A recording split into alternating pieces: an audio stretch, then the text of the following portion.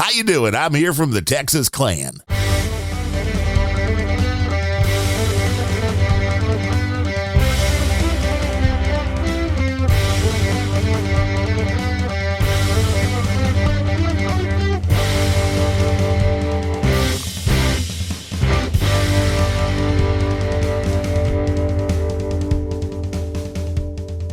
Hello and welcome to episode number 96 of Unrelenting. We are just sliding our way. We are getting there. To the century mark. We're right on time for the start. That's right. This show it's amazing brought to how you. We just keep hitting it right on time every time. I know. It takes a highly trained professional crew to get all of this going. And I want to thank everybody that helps produce this show from, the lowest guy that's putting the gaffer tape on the microphones, keeping the lighting in the studio looking good, making sure all of these direct connections for the audio work. The gaffers, the fluffers, the best boys, you tell them all. Whatever you got going on. This show, as many, brought to you strictly by Dale from Down Under. Exclusively from Dale. You know what? I talked to a guy, my Australia guy. You have an Australia guy? Does he know Dale? Well, I know, right? They all should. Country's about the size of Connecticut. It's very small. Yeah, I don't know. It's you think you could fit it. But, it's like Ireland makes it look like, wow, Ireland's huge. We're gonna work on trying to get me down there.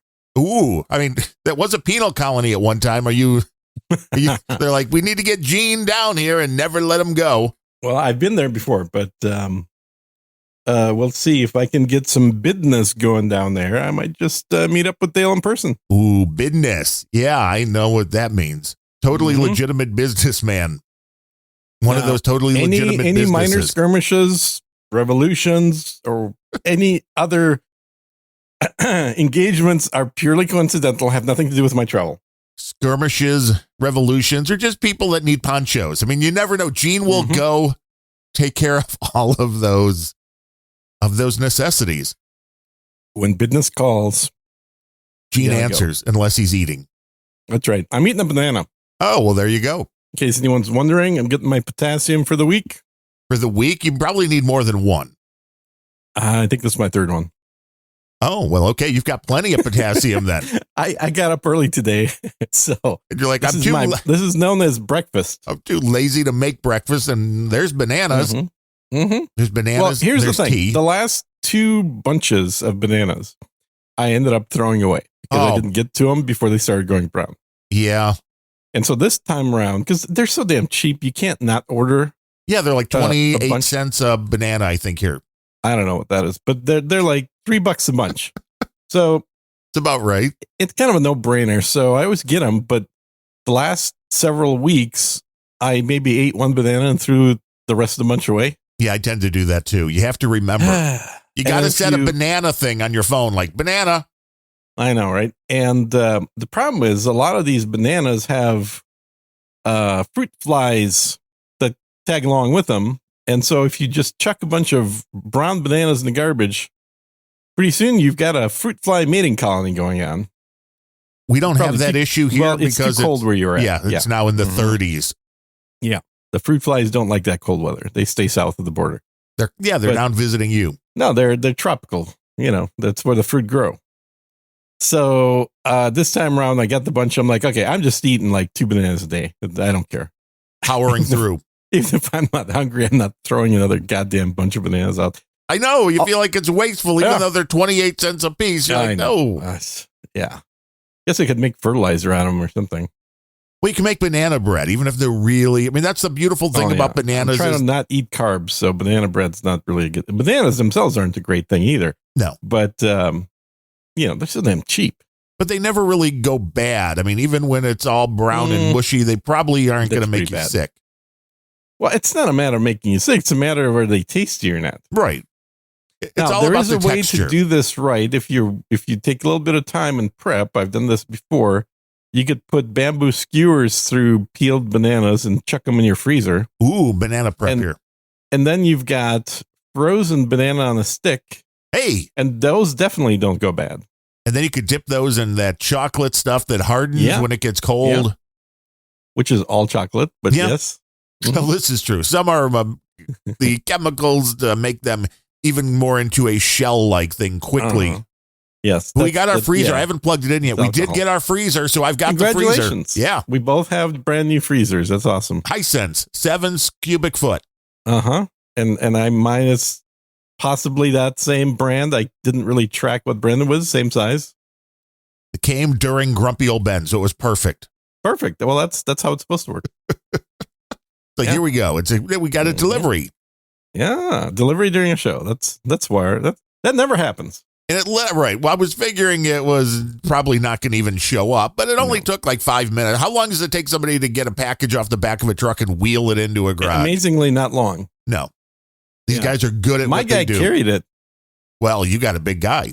No, he's a little small Mexican guy. The freezer was bigger than he was. That's funny. And he just kind of wrestled it up on his back and bent over and brought it into my garage and dropped it off. See, I had 2 big black dudes, and they were smart enough to just use the two-wheeler and just wheel it on in. Well, I'm glad you used the word smart instead of lazy. That wouldn't have sounded good. No, well, that's the smart. You don't want to overwork yourself. You have tools to do this. Like, why would you throw something that size and try to carry it? Yeah. Unless he's going through like a Mr. Universe kind of thing. It's basically a large cooler with a chiller unit. Yes, exactly. Yeah. It's styrofoam sided. And I know that because when I chucked the frozen rabbit into it, it dented it very quickly. And I was like, shit. Okay, well, I'll have to remember not to chuck things in there. Yeah, be a little bit more careful. Ours was only rated for up to 80 watts because I'm like, well, do I need a heavy duty extension cord? Definitely not. It's only 80 watts and less than a heater. And once it gets to the proper temperature, and again, right now outside it's 37. So my computer is 1,000 watts. Exactly. That's the only thing I ever bought. The very expensive extension cord was for the little Vornado space heater that goes up to 1,500 watts. Because you don't want. And next time, just buy a computer, man. You should. It would just heat up the room just the same. You get a nice gaming desktop, 1,500 watt, perfect. It's now really what the Vornado should be doing when it's generating the heat is mining the crypto of my choice. That would be the way to use it. You've got one fan of that Vornado. I've got 8 fans on my computer. Damn, that's even better heat dispersion. It's the whole top, the whole back, and the whole front. Everything has fans. Got to keep it cool. Why aren't you liquid cooling? Why aren't you putting this down in mineral oil? It's liquid cooled inside. Oh. And it's air cooled for the whole case. I like the dude, Linus, that does all of the videos on the YouTubes. Yeah. He's funny, annoying kind of way. Yes. Yeah. Mm-hmm. One of his latest things, I think it's fairly recent. Screwdriver? No, using in his new home, running the liquid from his server room out into his swimming pool and back.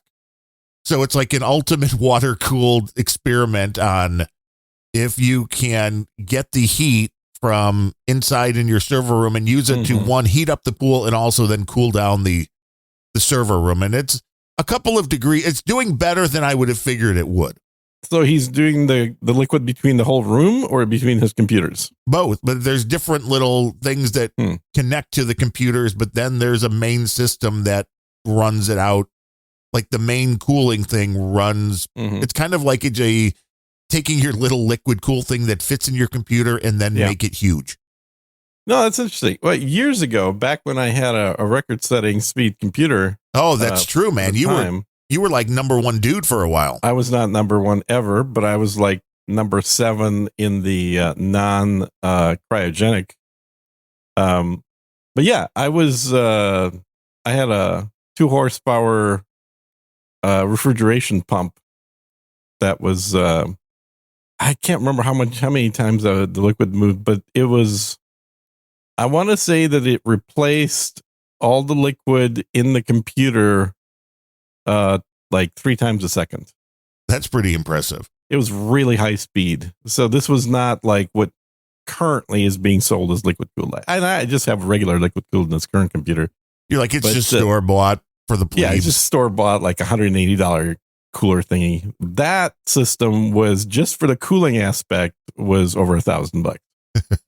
The full computer was $7,000 when I built it. Well, I mean, but the spaceships, which costed like 18 grand, made it worthwhile to get the computer for 7 grand. There were no spaceships back then. The game that I built that computer for was Battlefield 42, 1942, which was a first-person shooter. That's back when I was young enough to have fast reflexes, man. Yeah, now you're just like, can I automate this? Now, the game I was playing this week, because it's that time of year, is World of Warships. Ooh. 1942 battleship simulator where every shot takes about 10 seconds. Is that fast? Well, you tell me. Do you have reflexes enough to click once every 10 seconds? Probably yes. Okay. Well, you could play this game. And I happen to have an affiliate code that I will pass on to you. Hey, now, how you doing, everybody? Uh-huh. We're not being brought to you by Battlefield. Has a thing called, they have little snowflake symbols on every ship you own. Oh, that could trigger people. That snowflakes, I guess. And every time you win a battle, or not every time, but the first time you win a battle in the ship that has a snowflake, and then the snowflake gets removed after you win the battle, you get an in-game currency prize. And 2 in-game currencies are steel and coal. And so, as a purveyor of over 500 in-game ships, I have a lot of snowflakes to run. Well, that's good. That means you're killing a lot of things. Well, I am killing a lot of things, that's for sure. But it's kind of fun getting back to this game. It's a game that I used to play years ago. It came out 7 years ago or 8 years ago. And I played it for quite a while. And I've talked about it before. The groups in that game are called clans. That's how they refer to the groups. Yeah. Welcome to the Austin clan. Woo! No, it's the Texas clan. So it's the official Texas clan. It's confusing because there are a few different clans that are going on in that area. It's the only one I'm aware of. And so I remember we were talking about going out to the battleship Texas, which is parked out of Houston. And somebody said, "Oh, you get there, just let people know you're from the Texas clan. They'll go ahead and escort you." I'm like, I bet they will. How you doing? I'm here from the Texas clan. Uh-huh. Yeah, I'm meeting up with all the rest of Texas clan members here. Yeah, I can see this. Where are you all gathering here? I can see this going poorly. Mm-hmm. Gene getting his ass kicked. No, it's a video game clan. What else were you thinking? Racist? Yeah, that's where most people go. They go right to the racist today. They sure do, don't they? There's a funny clip I saw of fake AI voiced Obama talking to fake AI voiced Trump. And Trump's like, "Hey, I've been trying to think of a new nickname for you, Obama. Kind of like I have Sleepy Joe for Sleepy Joe." And Obama's like, "Well, what kind of nickname are you thinking of?" Like, "Well, I'm trying to remember. I thought of it this morning, and then I forgot. I know it starts with an N and ends with an R, and you're one of those." And gosh, what was that nickname again? And he goes on for several minutes of trying to guess what Obama's nickname is, or what the nickname Trump gave Obama. Obviously with all kinds of innuendos in there. Oh, that's the only way to go. Yeah, because and then, don't be a racist, Trump. No, it's not racist. It's not racist. Anyway, it's funny. I posted it on No Agenda Social. And if you're guessing the word is not what you think it is, obviously, otherwise it wouldn't be funny. Right. Well, it's the kind of like the South Park joke. Right. That's exactly what I was thinking. Mm-hmm. But Obama's not a nagger either. No. We're the kind of people you hate. N blank GGERS. And it's Kyle's dad. Uh-huh. Like, no, not Kyle's dad. Kyle's dad is Jewish. He's right. not racist. Right. You're right. Well, right. Now that would be totally confusing for people. It sounds like you're a wee bit anti-Semitic there, insinuating that Kyle's dad might be a racist. Maybe. It seems like the world we live in today. Isn't everybody anti-Semitic? Well, I mean, it sure seems that way. I didn't realize we were living in Nazi Germany today. And if you're the president of a college, you can be anti-Semitic. You'll get booted unless you're black, and then no. It's you can't talk. Well, she'll get booted eventually. I think it's only going to escalate. It's only going to escalate. It's going to end up with not just her leaving, but a bunch of the board members leaving as well. It was Stan's dad, Randy, correct, Billy Bones. Randy's exactly the type to say something like that. And it was interesting that I didn't realize Harvard is one of these few, if not the only, institution like that doesn't really rely on money coming in from their alumni. Yeah, they've got a huge endowment. And so they're basically running off of interest payments. So it comes down to all the other universities when the big donors are like, I'm not sending you my millions. I go, uh-oh. Yeah. But there's much stronger pressure that's being applied right now. More and more people on Wall Street firms are signing a pledge to never hire anyone with a Harvard degree. Which is interesting. Which is basically going to make Harvard fire her. Well, yeah, because everybody of the students are going to be like, well, then we're out of here. It would cause everything. Why would you want to go to a school that guarantees that you're limiting your future employment? Well, if you only want to go out and be a protester, then that might be a great place to go. If you don't want to be gainfully employed ever, come to Harvard. Guarantee your future. Or lack thereof. Are you okay? Did you fall off the chair? Maybe you did. With jeans down. Uh-oh. I'm like, what? Did you fall off the chair? What was that? No, that was I tripped on garbage can. Are you walking while doing the show? Well, I had to get comfy on the chaise lounge here a little bit. So I stood up. No, that's never a good idea. Mm-hmm. I've got to stand up too. I forgot to grab my the pills that I take during the show. Oh yeah. And I'm like, we started early. So entertain everybody. Your potassium pills? It's metoprolol and oh yeah. Got to take the metoprolol. That's good for your heart. Keeps everything at if I don't, the heart keeps just races when doing this show. If I don't have if you stop drinking caffeine every morning, maybe you wouldn't. No, caffeine's good for you. Mm-hmm. And then the other stuff, that's the flecainide. That's the fun stuff that allegedly. I don't do that one. I don't know what that is. That's the one that keeps the heart beating without all of the irregular rhythms, allegedly. That was the one we had looked it up when I first started taking it. That's like, it's one of those with the black label warnings from the drug people. It's like, it's always fun when you're on something that's like black label. This is dangerous. Mm-hmm. And then the cardiologist is like, yeah, but you're on such a small amount that it's not. There's a big difference with any drug. Even fentanyl, everybody. You can handle a little, then it's fun. Now, is there any good benefit to fentanyl at all? I'm not aware. I think it's just to put people out for like an anesthetic or anesthesia. Oh, it is? Oh, okay. I believe. But I'll be right back. Yeah. Well, I'll just keep talking. Yeah, we started the show about an hour ago, in case you guys are wondering. If you're coming in just now, you're late. Not sure why you all keep coming into the show late, but, it is what it is. I know a few of the folks have been listening and even participating with their chit-chats on this supposed no-agenda IRC server that I'm not allowed into. So there's that. What else is going on? I don't know how long Darren's going to be taking his drugs. This is weird. He's a little more professional and does it while he's talking. So I have a new gadget coming, kind of a self-purchased Christmas gift, I guess you could say. See if anyone's bought one of these before. It's it looks like sunglasses, and I can't remember the brand name.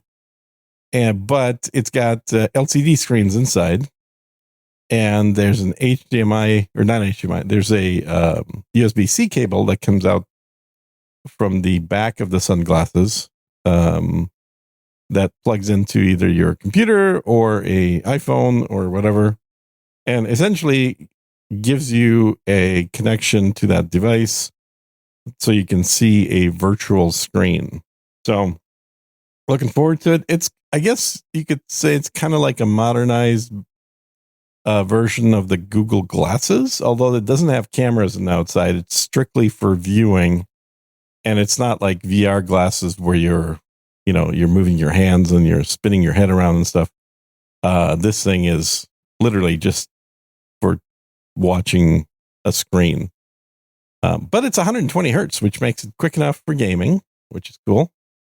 And it even works with a phone or a tablet, not just a computer, which makes it very cool as well, because my rationalization, of course, for buying something like this is I can take it on the airplane with me when I travel. And then instead of hunching over trying to watch like an iPad or a phone while I'm on the plane, I can just keep my head straight and watch a giant virtual screen in front of my face. Ooh, and you could watch the Taylor Swift Eras video. I can even watch things other than that. Yeah. Really? You can do more of that? There's more video in the world besides that? I didn't know.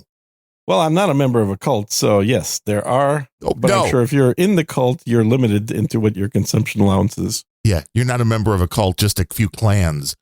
Yeah, that's correct. It's a much different thing. Mm-hmm. Much different. Yeah.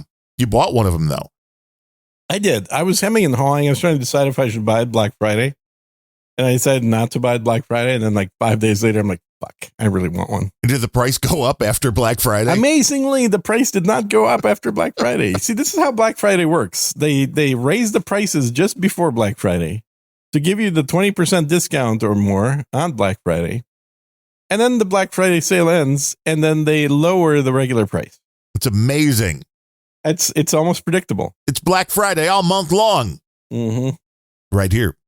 I mean, at least there's a better product, I think, and they've been promising these kind of things for decades.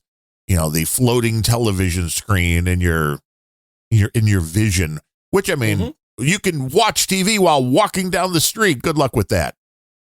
But yeah, I don't know how well that's going to work. This does have some cool features. Like one is you can, it has basically LCD shutters on the outside, so you can dim the sunglasses portion. Oh, you can dim the real world. Yeah, you can dim down to blackness the real world, or turn the dimming off and then have see-through glasses that you can both, actually use while you're walking and or driving or whatever, and watching a video on a 100-inch screen inside. It's a virtual 100-inch screen. It looks like 100-inch, but from how many feet away? Because, a 100-inch screen from 5 miles away looks very small.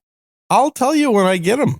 That's always been one of my complaints, is that they give you a too small a virtual screen, because that's true of VR glasses generally. Is like I'm sitting about 2 feet away from a 47-inch computer monitor. So it covers the majority of my vision when I'm in front of it. And a lot of these VR glasses, you put them on, and the screen you get is actually smaller than what I have without the VR. You're like, that's no good. But one of the other cool features of this thing, other than blanking out the real world, is when it's plugged into a Mac, you can actually, as you move your head left to right, it will actually show 3 computer monitors next to each other, so that you can, just by turning your head, basically see another monitor in a virtual form.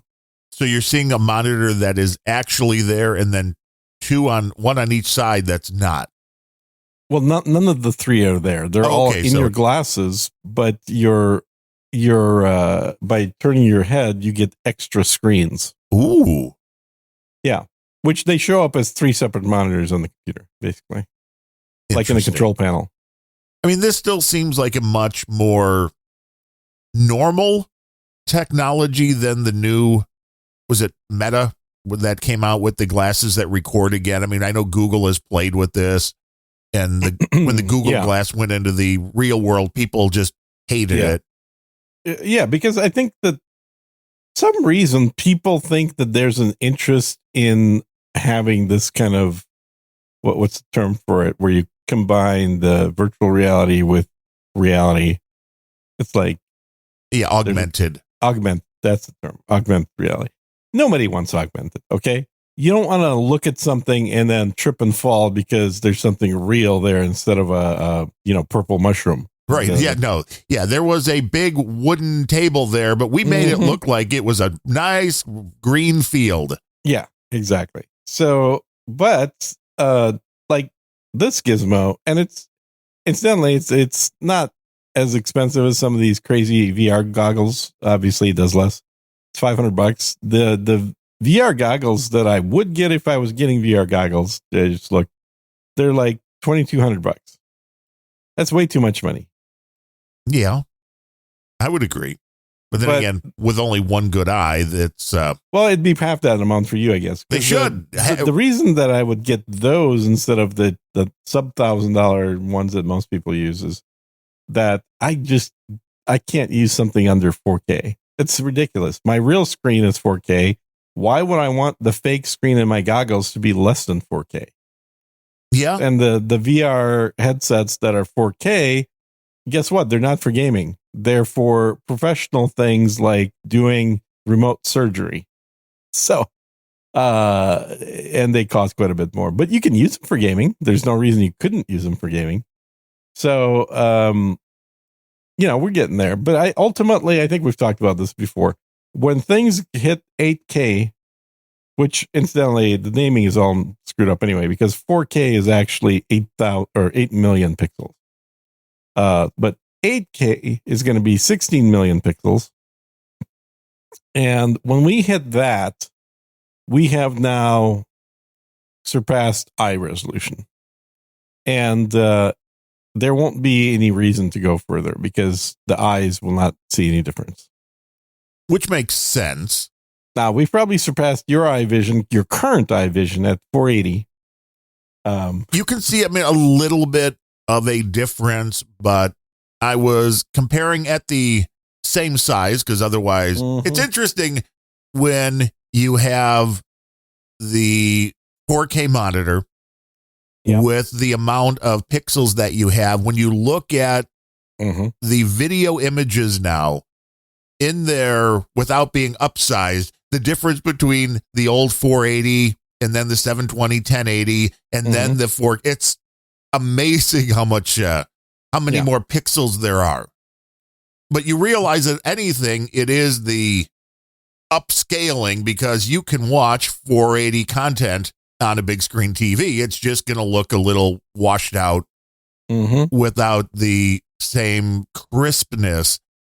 But I could see a difference on this 4K monitor because I may or may not have downloaded both the 1080p and the 2160 version of the Taylor Swift concert. You may not have, yeah. And then flip back and forth, and it's like, oh yeah, okay, I can see that on this monitor. You definitely can tell. But also keep in mind, it's not just resolution; it's also the encoding. Correct. Yeah, because if you encode 480 at lossless, and then you encode the 4K with a really high compression, you may want to prefer the 480. Yes, the compression levels and the compression algorithms are getting way better. Yeah. Way better than they were back in the day. It's amazing how small some of these file sizes. I've had things where I'm like, well, this can't even look halfway decent. And then you're like, wow, it does, because it's the new H265 now, the latest of it's amazing the way the compression is working with these. It's not lossless. Right. It's not the same thing as getting the Blu-ray and having the unencrypted thing, which a lot of people still poo-poo. Like, why would anybody watch over-the-air television? It's like, well, if you can get a signal and record it, it's pretty good. Yeah, it is. It's still all compressed, but I think that's probably not nearly as compressed as what you download when you're getting torrents. Yes, or when you're watching on your cable television because the amount of bandwidth they have available to them is less. It still looks pretty damn good, and most people won't ever notice the difference, which is why it's funny when we're getting to this point in a few different technologies, and audio hit this a while ago. There's some crazy shit out there with the high res audio, and put that in air quotes if you can, where most people are never going to be able to hear a difference. Mm-hmm. Yep. And it's interesting because we're getting to that point, as you said, with the video. There's a lot of things we're finally at the point where it's like, well, how are you going to make this better? Because a lot of companies rely on the fact that I can come up with a new and a better product every 5 or 10 years. If your TVs, if nothing is coming out better, not that people are watching TV anymore. No. A lot less are. But when these things hit that point, what do? You get to a point where it's like, wow, this crap that was made 100 years ago is about the same as the stuff now, where you look at what we had audio wise, back in the 1940s, 50s. I mean, when the LP, I don't think came out until the Frank Sinatra era. So I think that was the 50s. When the first long playing records really came out, it's like you think about it and how much technology has changed, but we're almost getting to the point to where, why are you going to change? What more do you need to do with audio? CD quality is good enough for 99.9% of the things. And I'm one of these crazy people that has done a bunch of testing because a lot of the same stuff is now available in the ultra high res. And even with the little DACs, I understand you can spend tens of thousands of dollars. But I've got a cute little DAC, headphone amplifier that was a few $100. Plugging that in with good headphones and listening to a CD version of something and then the high res, every now and then, it's almost, I think, in your mind, you can convince yourself. Yeah, unless you're doing a double blind test, it doesn't count. No, because if you know what's coming, you are colored in that way. I'll tell you, the biggest thing that I know is a difference between live performance and audio. And this is, keep in mind, you and I listen to very different music. So when you're all trance all the time, right? Yeah, all trance all the time and opera. And back when I used to have a season tickets to the Minnesota Opera, I got to experience a lot of live performances. And then when you listen to that same piece of music at home, even on a high quality setup, the biggest thing that I noticed is most recordings are not binaural. Oh, right. And when you're listening to it live, you can't help but to hear it binaural because you have two ears. And so unless they go to the trouble of actually doing recordings binaural before doing any of the editing, it's never going to sound the same. It may sound good, but it's not the same as live. But if you're listening to a binaural recording, it's really hard to come up with something that sounds different because it's the same exact goddamn thing. Well, and there are the microphones designed strictly for that, which look like a head, which is they really look like, and they have ears. Yes, because they want to completely simulate the bouncing around of the sound waves before they come into the mic. Because a part of the sound is the venue in which you're recording it in. So if you are recording a symphonic orchestra, there are two totally different ways to record it. That would be one where you just put that in your sweet spot, and let them play live, and then you capture it that way. Where most things that we hear that are released music-wise, they're going into a soundboard, and then every instrument's got its own channel, and then they mix that to where it sounds good. Yeah, but even that, like, you could record every instrument binaurally, independently. True, not not for a live performance, but yes, you could. Yeah, and then it just adds one more factor to the mixing, which is you'd have to balance stereo for every single track independently. And AI will be doing this for us in no time. Oh, I'm sure. We'll have some fun musical edit performances and mixes coming out of AI. That's for sure. But it's interesting when you get live performances that are done in huge arenas because you can't help but get the reverb back in. You don't get a clean signal when you're recording something in a venue of that size because you just can't. And you may enjoy that particular sound better. And that's the thing is when you're recording it in a live arena setting, and it's true of all music, but it's especially true of things that don't use amplifiers like orchestras. Right. Oh, yeah. Where the sound in the arena that you hear as a listener is going to be very different from what you would do in a studio recording, because you are getting the reverb, you are getting the sound bouncing around, you're getting the sound being absorbed by all the people sitting in the audience that are wearing clothes that absorb sound. How dare they? So it's going to be a very unique sound, and there are people out there that I've heard on public radio and interviews that will be able to listen to recordings and tell you where that particular piece was recorded. You can hear the room. Yeah, because they've heard so many different pieces in that same room that they know what that room sounds like. Well, I'm betting back in the day, you picked up one. I mean, I'm sure there have been ones before and since, but the one that went viral, for lack of a better term, back in the day, the Benedictine monks, when came out with the chant CD. Yeah.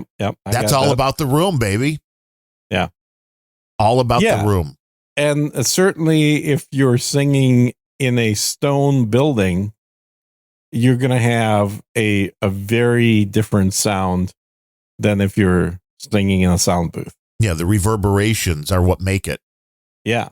And like they go on forever. Yes. Yeah, they're like 5-second reverb. Well, that's the beauty of it. And that's what all these recording studios try to replicate.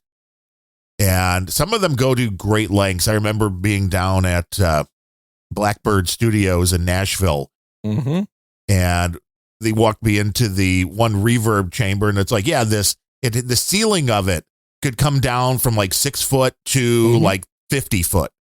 It's like it was literally the ceiling would move. It's like that's pretty wild. I mean, that's the lengths you'll go to for the right sound. It's like you're looking for these things that happen out in nature. Yep. And sometimes you can replicate them. Sometimes you can't. Sometimes people put a little bit too much in, but when you hear that, it's like, oh yeah, that's what makes it sound live. Where hearing somebody play the same song in their bedroom with carpeting and clothes all over the place. Well, it's a very dead room then. It is a completely different sound. And we didn't make a CSB mad today. It was DigiGuru who was mad that if these people are going to start early, what's the point of going into the troll room? And then he left the troll room. Oh, these people, I tell you, these people just get no breaks at all. I think he meant the Russians. I don't know. The Russians. Quite possibly. It could be the Russians. So you're a I'm just an innocent bystander. Yeah, you're just standing there going, what the heck? Like, I know nothing. I'm Schultz. I'm or Sergeant you an Schultz. Honorary Russian now. Oh, yeah, I think so. Yeah. It's not bad. Putin apologist. Will Putin give me a rank? Can I be a Russian? Yeah, it's funny. You don't even hear the word Ukraine come up much anymore in the news. Not ever since Gaza. Interesting how that works. I like the story today was how the nice folks in the terrorist organization were using baby dolls along with recordings of children crying to try to get the Israeli forces to enter places so they could then kill them. Like nothing like using kids and like, oh, you're going to help somebody in need. Like, this is why this war is never going to end. Well, and literally anything that you can say that that Hamas is doing that's bad, you will immediately get the Hamas apologists out there, aka Jew haters, which come out and say, well, you can't prove that. Jews lie all the time. That's clearly false. Right. You can't prove that they're actually doing it. If IDF says so, it's clearly a lie. So that it's the opposite of them doing it. It's probably the Jews are probably the ones using the dolls and the crying sounds to blow up Hamas. That's probably what they're doing. When the video is released by Hamas, they're like, well, no, that's not really Hamas. Yeah, exactly. It's amazing how much these people really love the terrorists. I'm shocked, honestly. I have made an offer and I'm happy to repeat it for as long as people would like. I will buy a one-way ticket to anybody that wants to go to Gaza. I will literally pay for your ticket. As long, please, from the United States, one way to Gaza. Well, you have to, though, you have can some support kind of them locally instead of supporting them while you're in the U.S. But you also have to put them on the plane and watch them fly away. Yeah, right. A ticket that's actually used, not just a ticket you're going to cash in. Uh-huh. You go and then tell me how it is over there. Mm-hmm. And it's, if you're one of these people in the LGBTQ community with the, the purple hair and the, whatever the they call rings. them. Yeah. You got to have the nose rings. It's beyond the nose rings. It's the big facial wide tattoos. rings. Yeah. The facial tattoos, the big wide things they put in their ear now. If you're one of those, I want you to go down there and see how you're treated. Because this is, again, the concept of somebody walking into an area that is maybe not the best in Chicago and a gang coming up to rob, beat, whatever. Oh, no, I'm BLM, man. I love you guys. And then they get their ass kicked and robbed because it doesn't matter. It doesn't matter who you are. Criminals are going to be criminal. Yep. And this concept like, well, no, we're supporting you. Hamas, it's like, yeah, but we still want you dead. So we don't really care if you're supporting us or not. Your support is not needed. No, they want your support, but they'll also throw you off a building. Yeah, tomato. Have you watched any of those? Any of which? It's pretty gruesome. Of the dehomification they're doing. No. Yeah, the Hamas does not particularly like the homosexuals, and their solution to convert them to not be homosexuals is to throw them off a building. If they bounce, they are okay. If not, yeah. If they survive, then they're no longer homosexual, and if they die, well, they die. Isn't that kind of how they used to deal with the witches back in Salem? Throw them in the water. Yeah. If you tie a brick to a witch and throw her in the water, if she sinks, she's a witch. If she floats, then she's not a witch. Does anybody float? Nope. There you go. Well, that just proves that they had 100% correct conviction. Yeah, absolutely. I mean, they give them a chance to float up with a brick tied to them. It is interesting that, I heard only witches will burn in bonfires. Ooh, we should try that. If you're not a witch, no problem. Just walk out. Our favorite, check off the bingo card, Bill O'Reilly's book, Killing the Witches. Oh, yeah. Which I have not read, but from what I understand, he makes the connection between the Salem witch trials and how today's cancel culture is pretty much just that reincarnate. I mean, they're not killing people literally. Yeah. But they are killing you. I mean, we have plenty of examples of BLM killing people. Well, that's also true. But you're killing people in a different way. You're killing their character. You're killing their careers. You're killing their ability to make money because, we're going to shut you off from the banks and we're going to keep you from communicating. We're going to make you an outcast. It's very interesting that, again, people that do not understand or know about history, that's how these things are allowed to continue as a race, making the same mistakes over and over and over. It all comes down to a very simple thing, and that is allowing beliefs to affect reality.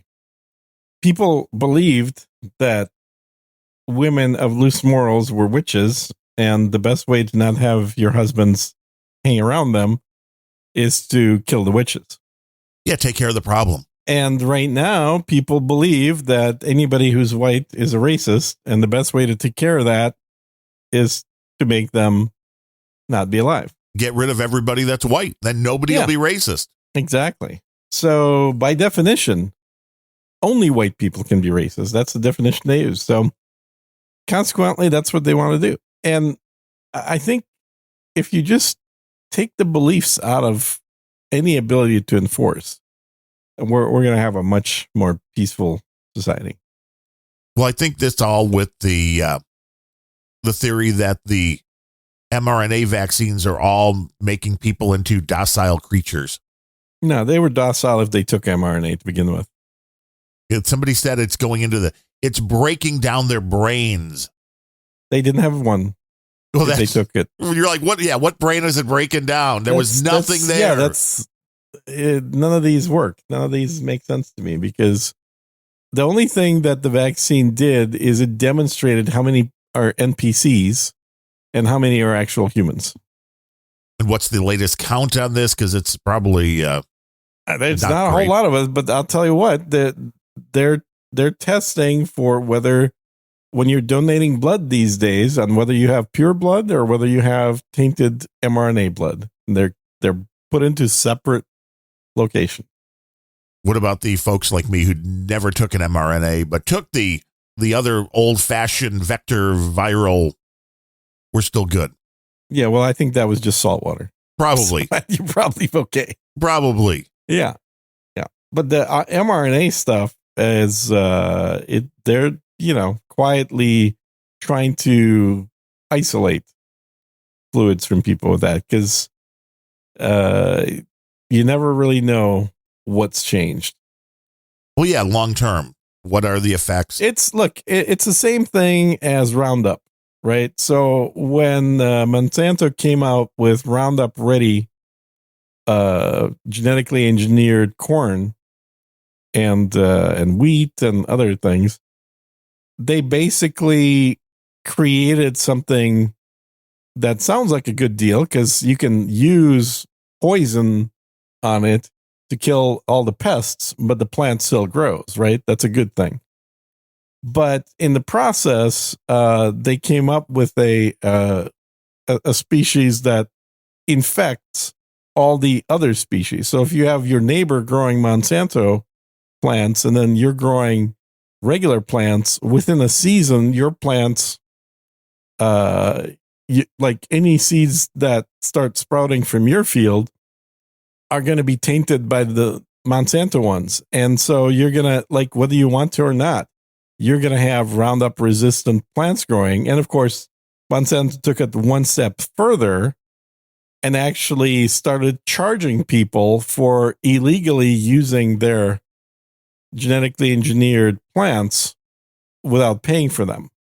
So, and again, it's like one of these things where just because your neighbor is growing this stuff through wind blowing pollen, you can get your plants to start having that genetic material in them, and then they come knocking on your door asking for money. That's crazy. Well, the world's crazy.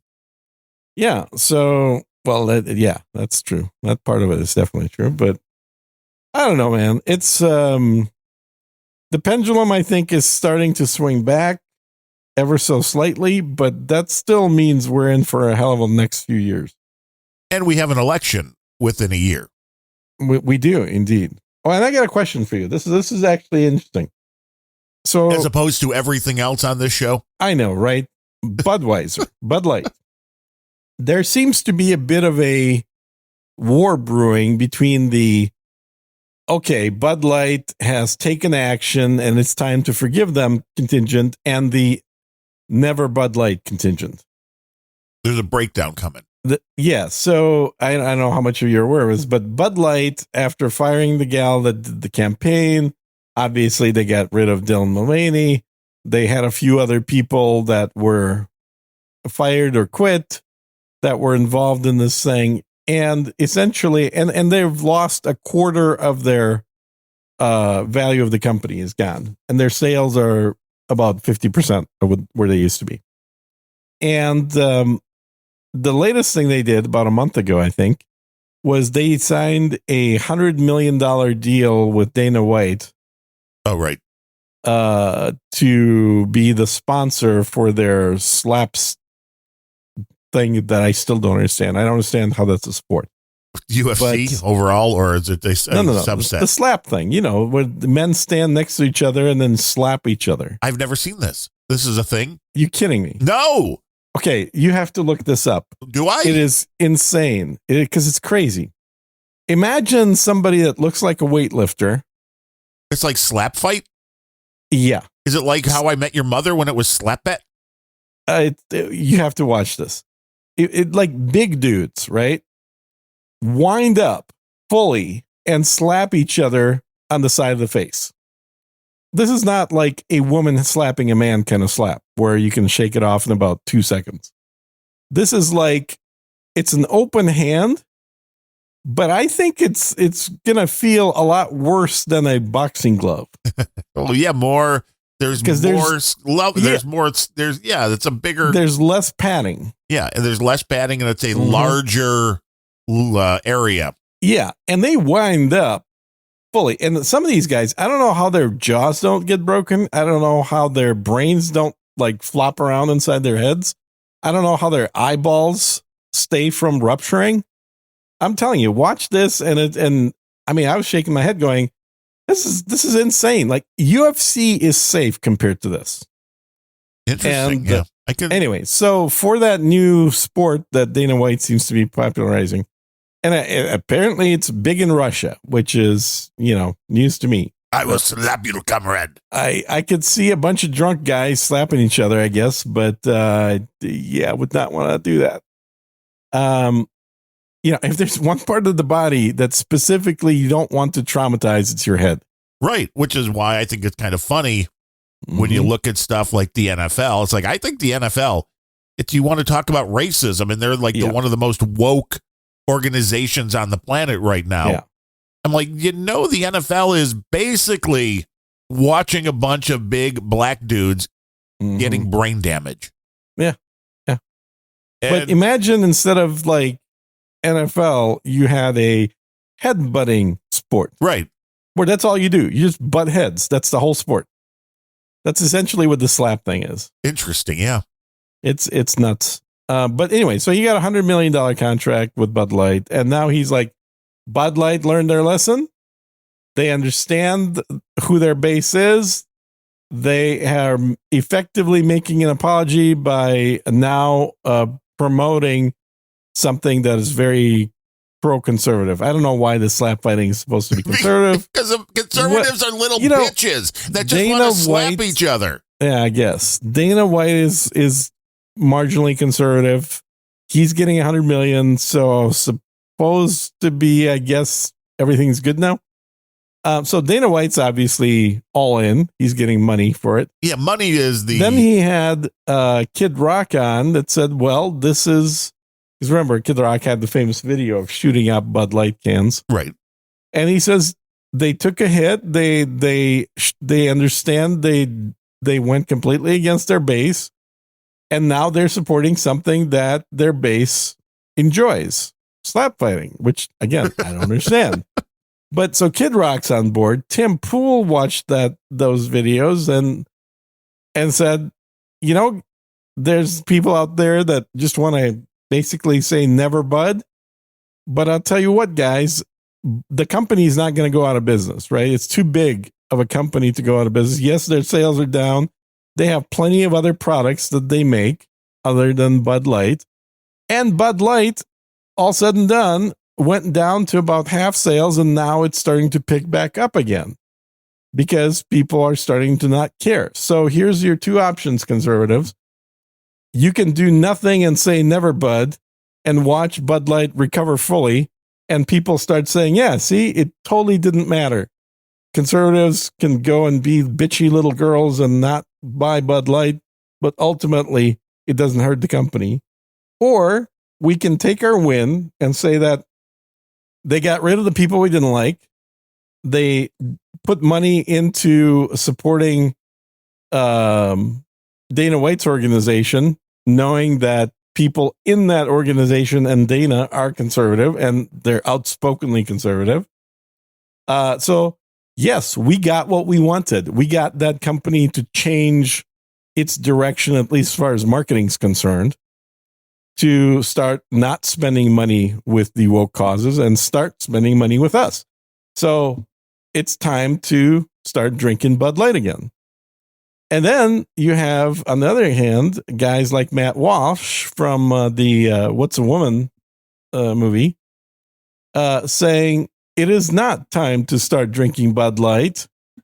And if all it takes for conservatives to back down from a boycott is to have some company get $100 million for a marketing budget that isn't woke, then we don't know what the hell we're doing. Like, we're never going to be able to do any protests, because frankly, the reason so many people quit buying Bud Light is because in all reality, Bud Light tastes like shit. Right. I was going to say the main reason not to buy Bud Light. It was a very easy protest to do because you're giving up something that's not very good. You're not giving up like your favorite awesome beer. You're giving up the shit beer. Right. The beer you probably weren't buying anyway, except when friends were coming over and you're like, fuck them. I'm not giving them the good stuff. That's like protesting a generic store brand. Right.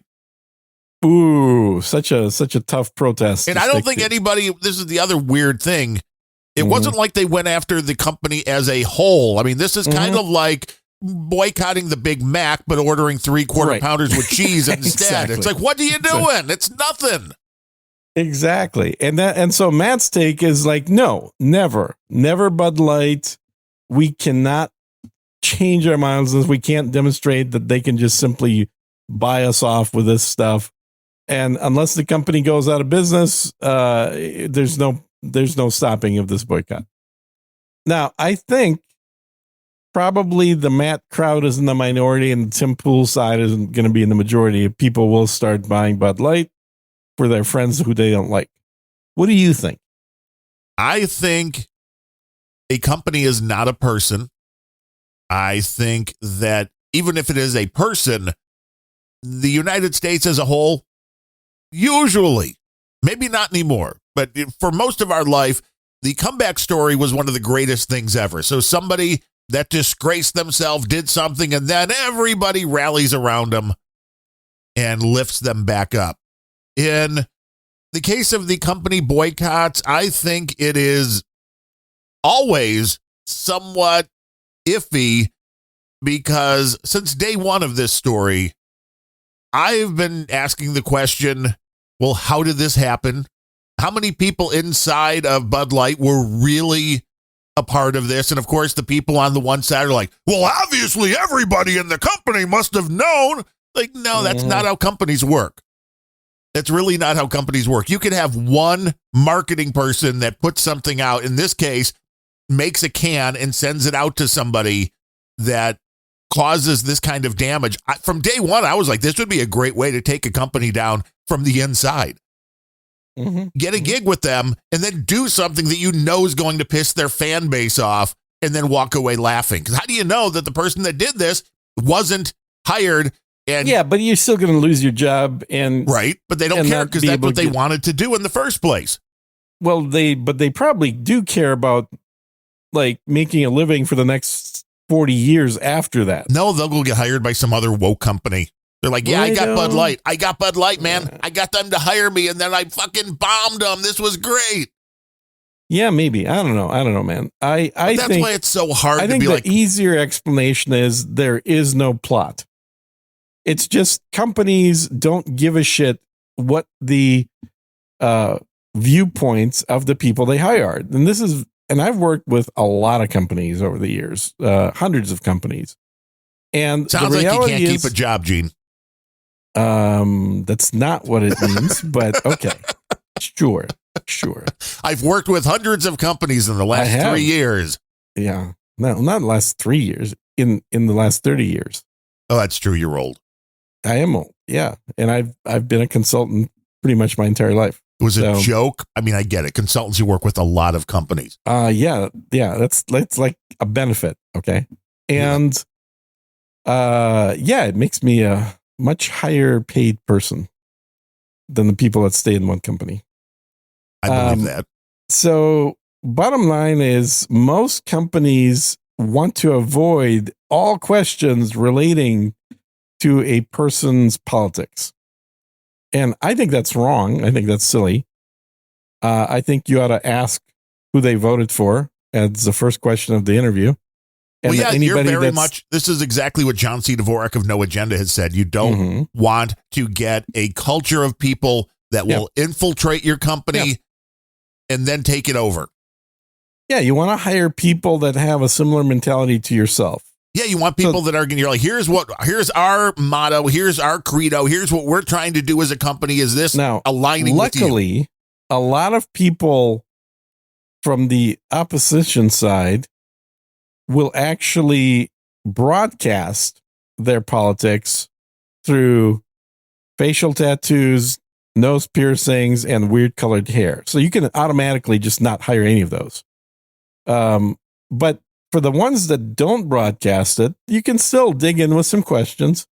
I mean, if you've got the balls to just ask them who they voted for, that's a very easy one, because the ones that'll have indignation and say, well, that's none of your business. Well, great. I appreciate you applying. There's the door right there. Thank you. And then they'll file a lawsuit and be like, you're discriminating. They can't. That's the beauty of it, is that you can only file a lawsuit based on 5 criteria that you're prohibited from discriminating. Politics is not one of them. You're absolutely allowed to discriminate against hiring based on politics.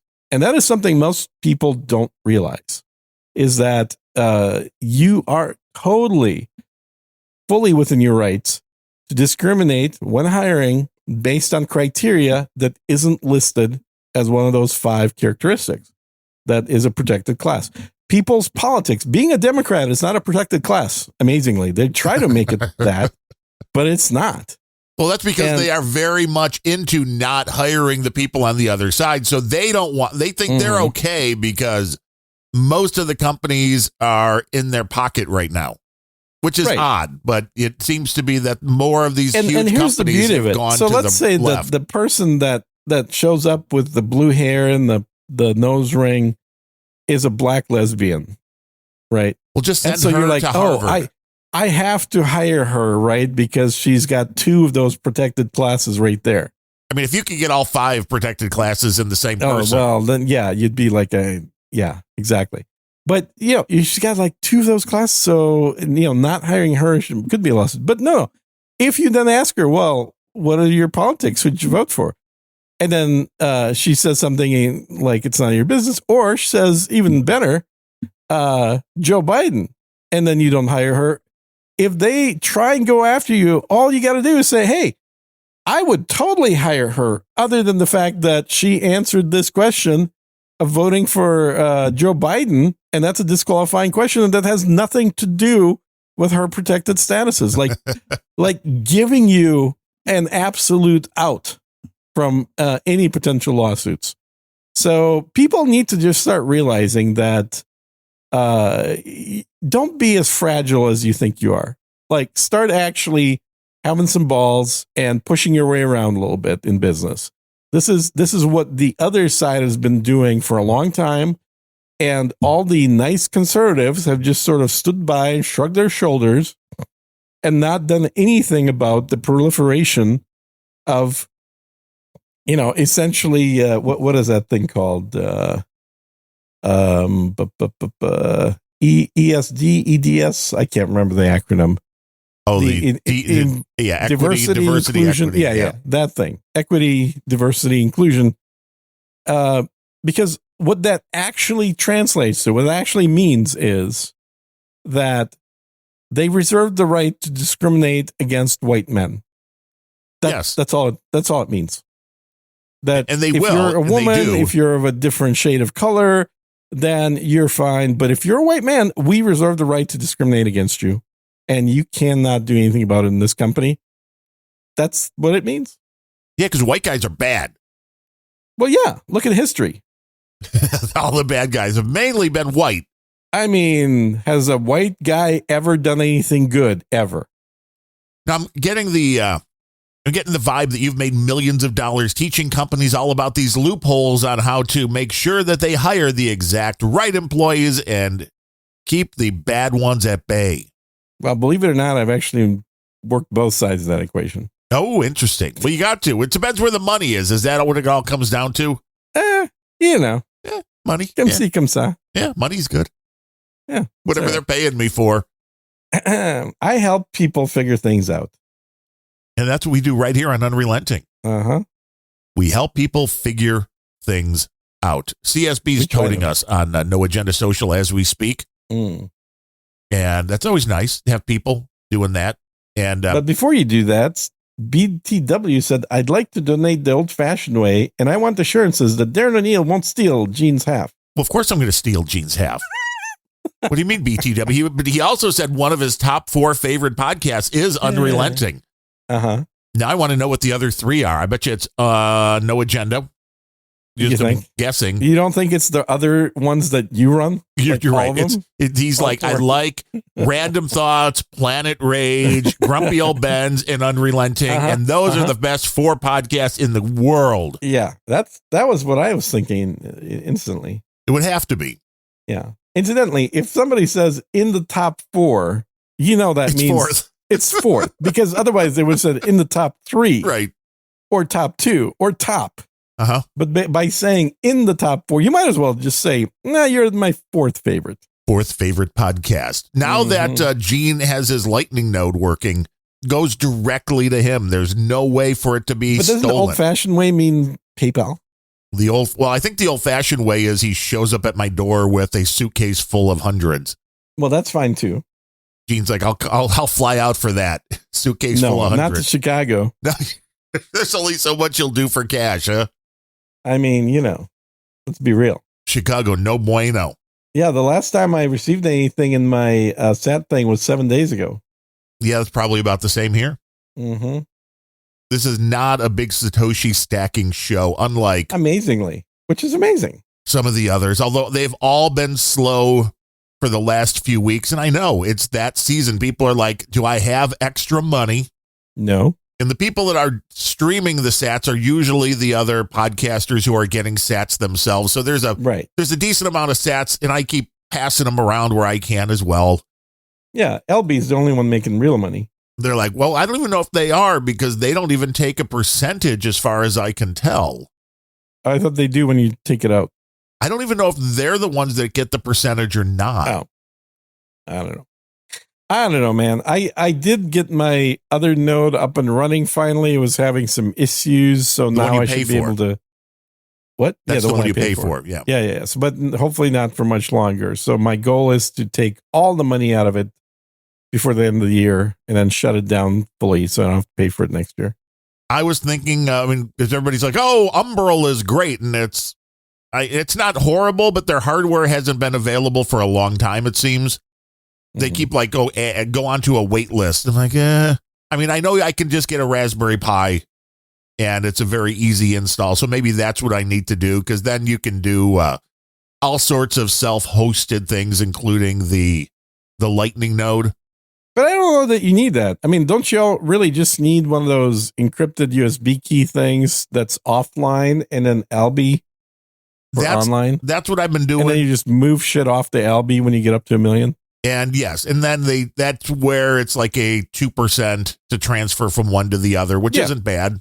Well, yeah, but it's free money. Yes. I mean, that's what I'm saying. It's not bad.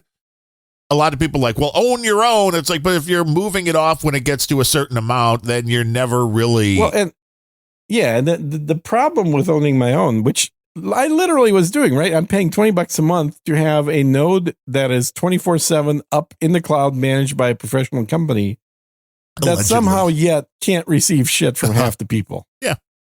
Allegedly. It's probably Russian disinformation coming after you. No, my first connection to that node was opened by Adam like 4 years ago.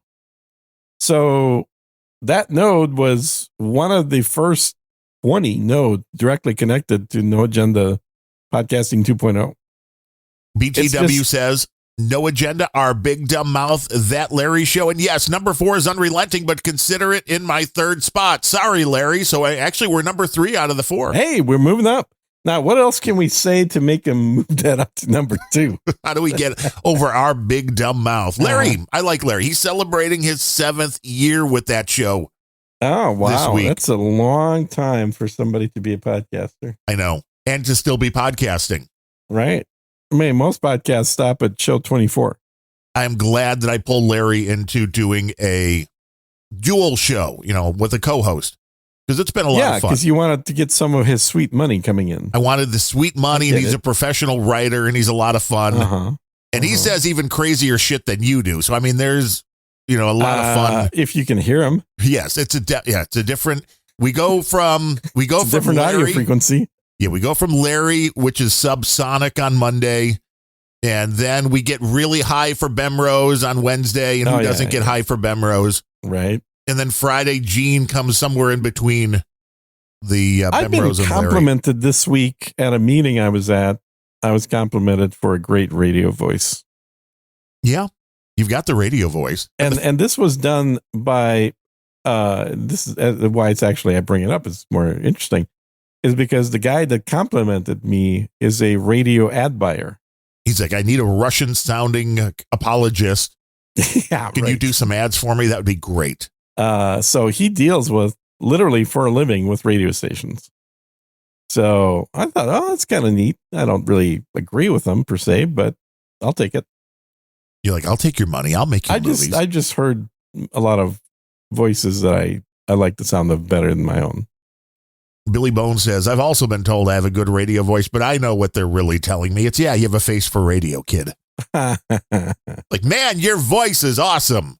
Hey, Billy Bones, you want to be a guest on Sir Gene Speaks? You got a good radio voice, so we got a slot open up. His voice is almost down there with Larry's, man. Billy's got a good radio voice. Yeah.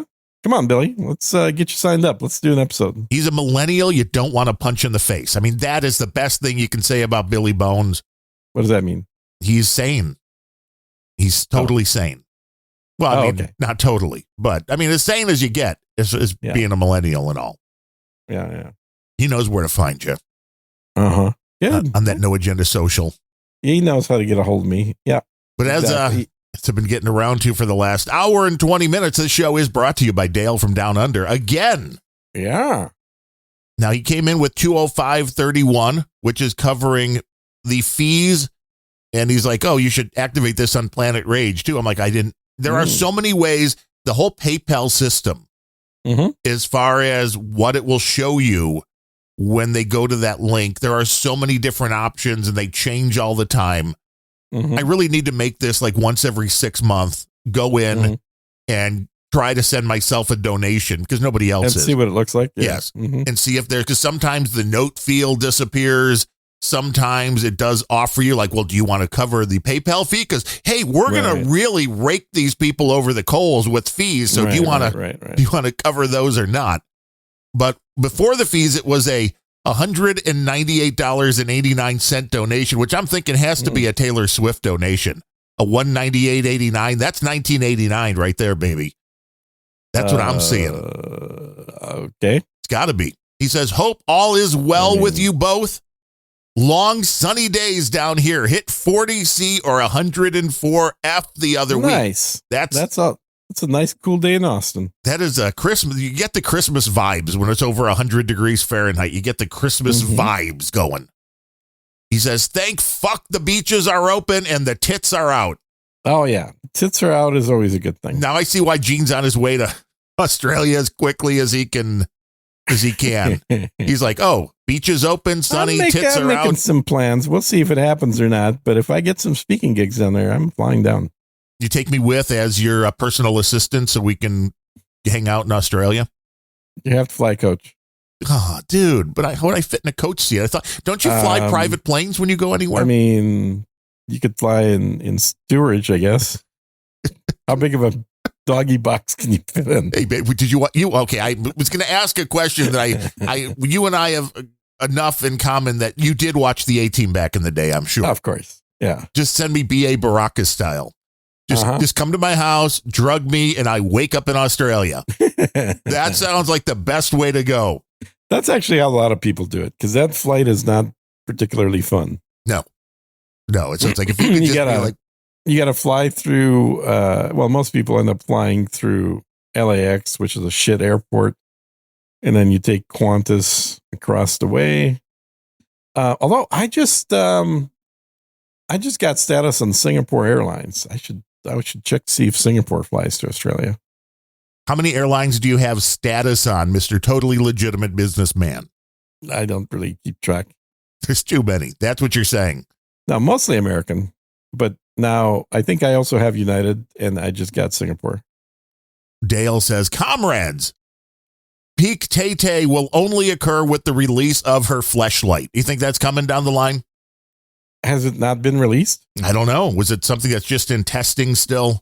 I mean, is he referring to like the autographed, completely anatomically correct version of it, or just the knockoff with her name on it? The cheap Chinese knockoffs. They've been out for... Because those have been out for a long time. A long time. I mean, there's some porn actresses that have made some good money on these things. Angry masturbation sessions with that. They're like, what? This isn't real? Mm-hmm.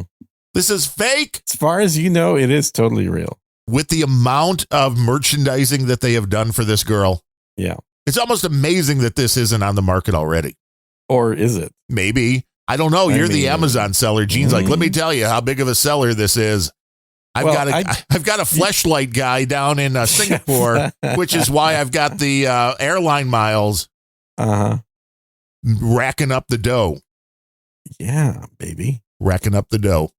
I think Alibaba would be your best bet for looking to see if that exists. Yeah, and it would be just like Tay-Tay or something like that. You got to look for it's kind of telling you what it is, but it's not really what it is. Swiftlight. Right. Mm-hmm. Swiftlight. There you go. Isn't that a company already? That sounds like it, doesn't it? Uh-huh. If not, it should be. There's a discount code, Sir Gene, you can use when you order it. Sir Gene 33 for 33% off your order and free shipping for anybody with the extra large. Shipping. You know how much shipping is these days, dude? A lot. I had to order a 50-pound bag of soil. Yeah, I know. We talked about this last week. Did you get it? I got it. It is 50 pounds. Okay. Did you weigh this? Do you have I did. I had to. I was curious. Because here's my question, though. Yeah. Did they give you just a little bit extra? Because what was the final weigh-in on the soil? 52 pounds. Okay. Now, if it would have come in at 49 pounds, are you filing a complaint? No. You're like, you didn't give me enough soil. The crazy part was that they shipped to FedEx. And the FedEx guy's like, fuck you. I mean, yes, the FedEx guy doesn't like 50-pound packages. That's kind of their cutoff. But also, how much did this cost?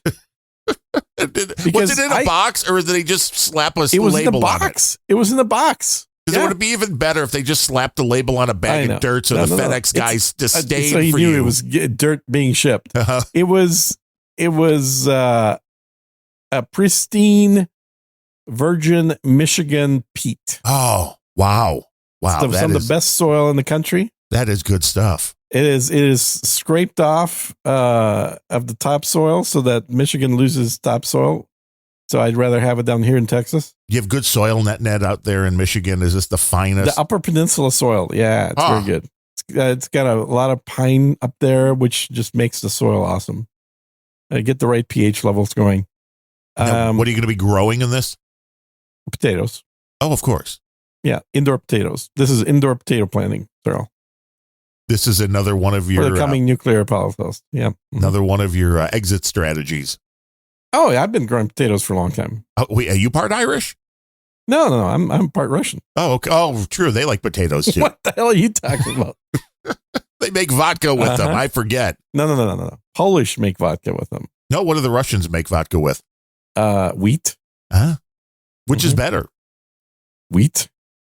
Well, you would say that. Now, I mean, there's somebody out in the audience that goes by 3 letters. It's like, Polish vodka better. Everybody would say wheat vodka is better. But I will say that at least you can use the term vodka officially with potatoes because it's not made in France.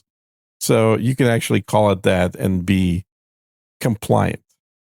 So Poland is allowed to make vodka. Russia's allowed to make vodka. Finland begrudgingly is allowed to make vodka. There's a few other countries, but none of the countries are in Western Europe. Like anything that says vodka that is made in France, that's not vodka. That's just swill. Nobody wants it. Well, amazingly, everybody wants it because everybody's paying crazy money for Grey Goose, but it's total shit. Yeah, but the bottle is pretty, Gene. Yeah, that's basically what you're buying. Is you're buying a pretty bottle with shitty ingredients inside. Well, that's what Dan Aykroyd figured out a long time ago when he started putting his vodka in the crystal heads that look like, the heads off of a skeleton. I bought tequila in one of those. See, it's all about marketing. As a gift. Yeah. It's a gift you send somebody that you don't particularly like to keep living. You tried to kill somebody? Didn't say that. Okay. Dale says, you get him a skull with tequila inside. That's how you know. That's like the kiss of death. It's like, I wish you bad luck. You might want to move. You want to? Now we know what to give people for Christmas. You got people you want to move. If you're not big fans of, buy them tequila in a bottle that looks like a skull. Sounds like to kill you. Huh. Interesting. Dale says, I eagerly await the show Trials of the Universities that allowed BLM to harass and intimidate students for years. No crackers on campus enforced by black-clad tards with bats and bike locks. Yeah, there's definitely a one-sidedness. Do the crackers really want to be on campus, though? I don't know now.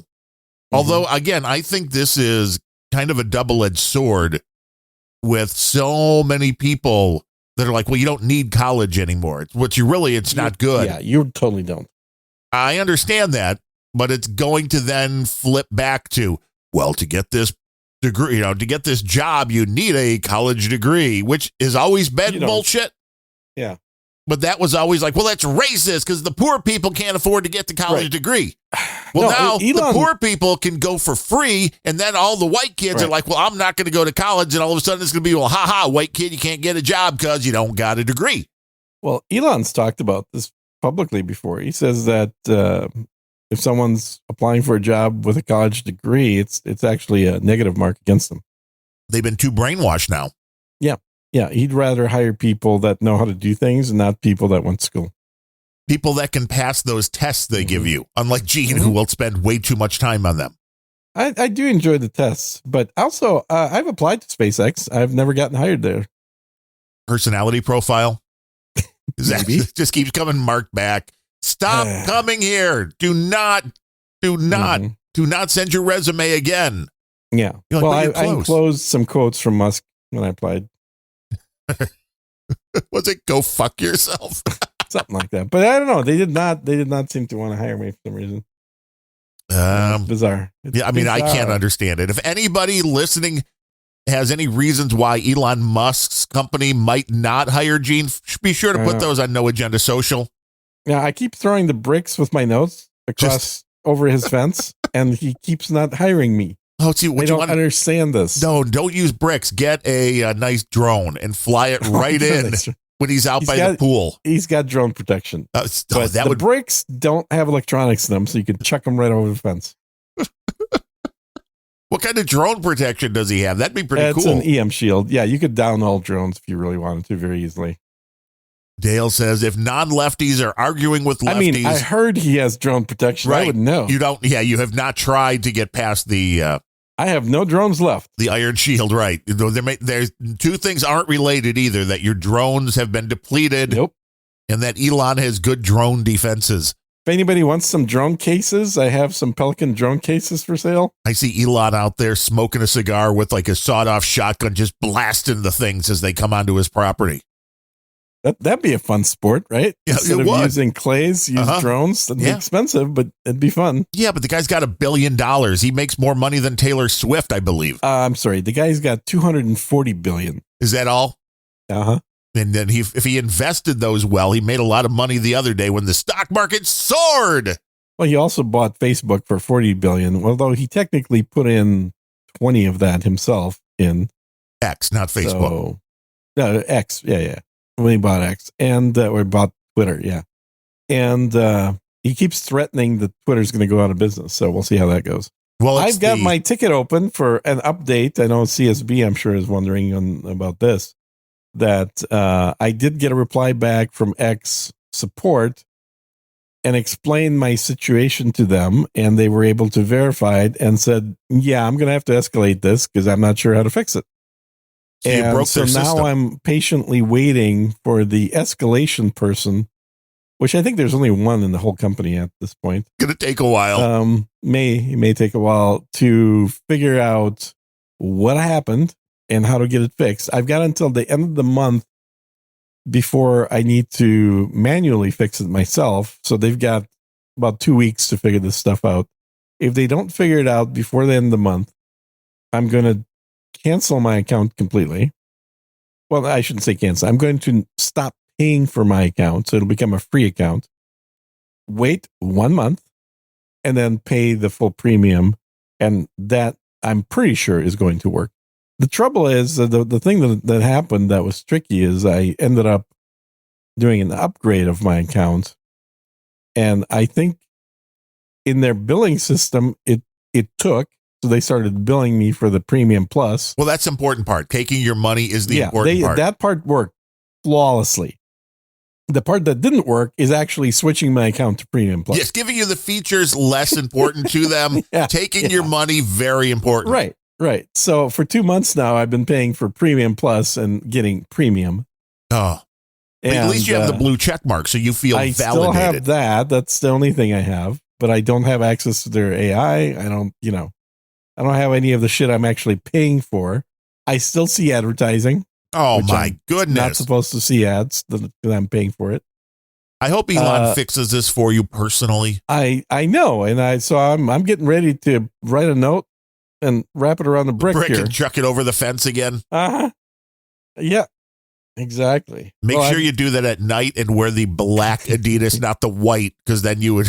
I could just see you like doing the cat burglar I always wear the white moves Adidas at night. in a full those white. colors go well together. The full white Adidas, like lighting up on a camera like there's no tomorrow. It's like the sun, Gene. There.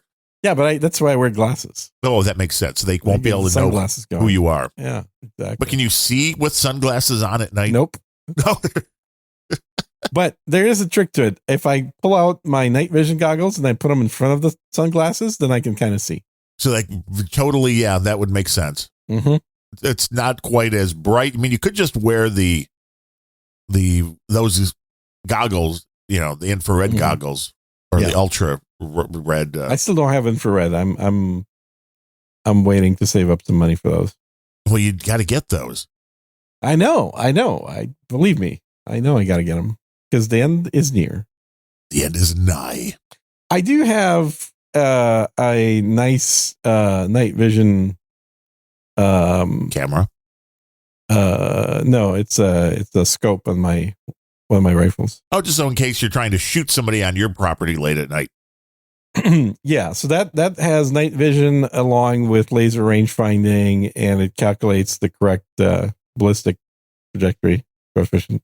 So that I got that one of them things running on the rifle, but I still need to get thermals. We'll get on it. Waiting for a sale. Dale says if non-lefties are arguing with lefties using the talking point of, well, try and wave the pride flag over there, mofo, and see how you go. Mm-hmm. Doesn't that imply that as well as defending democracy and all that jazz, America is the global defender / enforcer of bum sex? Uncle Vlad certainly thinks so, seeing a couple laws passed recently. Ha ha. Mm-hmm. They did pass, yes. He's talking about the new basically treating LGBTQ blah, blah, blah as a terrorist organization. In the great country of Russia. Yeah, in the Federation. Because they know. Now, the actual sexual act is not controlled. Like, you can have all the butt sex you want. But the first law that got passed was to remove references to homosexual sex from school material and children's books. Very similar to what we're seeing here. Yeah. And then there was a law against propaganda that was homosexual. And that would be a lot of the books that you see in schools in the U.S. And a lot of, things like drag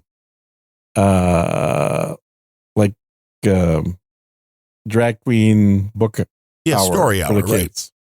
Shit like that. So that's all illegal in Russia. And then the last one that got passed was actually labeling it as I don't know if it's terrorist, but it's basically an illegal organization. And of course, the article I was reading that was written in the liberal publication, they don't even know that LGBTQ++ is not even a company or a group. It's just an idea. Oh, like Antifa. Yeah. Well, they don't have a problem finding ideas that are expressed. You know, it's a thing. Bottom line is, Russia's more conservative than the U.S. That's all it comes down to. And then it's apparent in the population that they're more religious, they're more Christian, they're more conservative. They don't want to give up a lot of their rights to the trans LGBTQ folks. So it's a very different world, because a lot of the old-timey politicians like Lindsey Graham, who's, you know, got some glitter on his little twinkle shoes there. It's fabulous. Lindsey Graham still thinks of Russia as this far left communist thing. And it's ridiculous, because if you look at reality, it is the exact opposite. The most liberal communist country right now is the U.S. Moving that way quickly, too. China is not as communist as the U.S. China is certainly authoritarian. No debating that.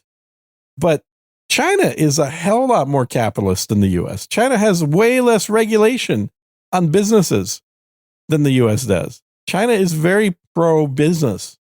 So if you can separate... Yeah, because they're going to take a larger percentage of what you make, to be fair.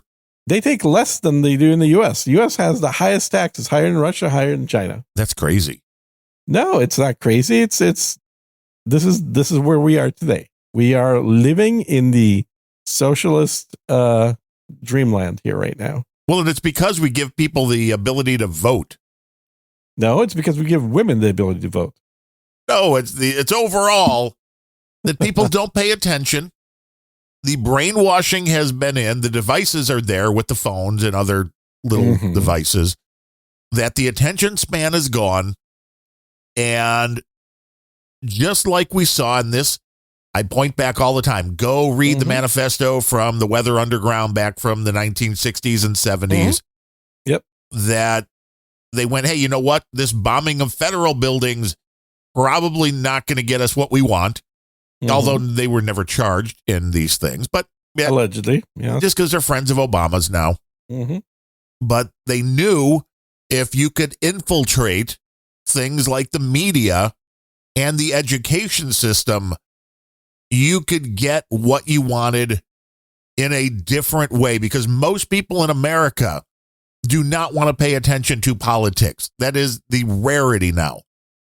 So it is fairly easy. I mean, look at the George Santoses, look at the AOCs, look at the people that are being elected that for various reasons should never be elected, that have gotten into office, who can now make these kind of changes that the average person would not normally approve of if they were given the ability to vote for, which I think is funny here in Chicago. That they just had a vote and it lost by 2 votes in the whatever body it is here, in order to put up for vote to the general public, hey, do you still want Chicago to be a sanctuary city? They're paranoid, man, because this is getting, if that goes up, I think I know it'd be like 90%.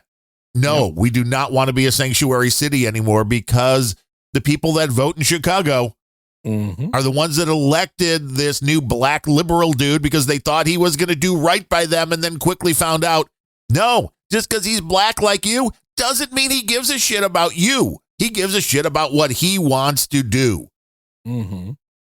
So democracy, no, we can't have that. We can't have a vote on whether we want to be a sanctuary. So there has to be, really, for any country that if you're going to call yourself free, if there's a law that a majority of the people get together and go, we do not like this law, well, then you need to do something about that. You can't have the ruling class decide that, well, okay, 90% of the city says we don't want to be a sanctuary city anymore, but they're just stupid. They're stupid.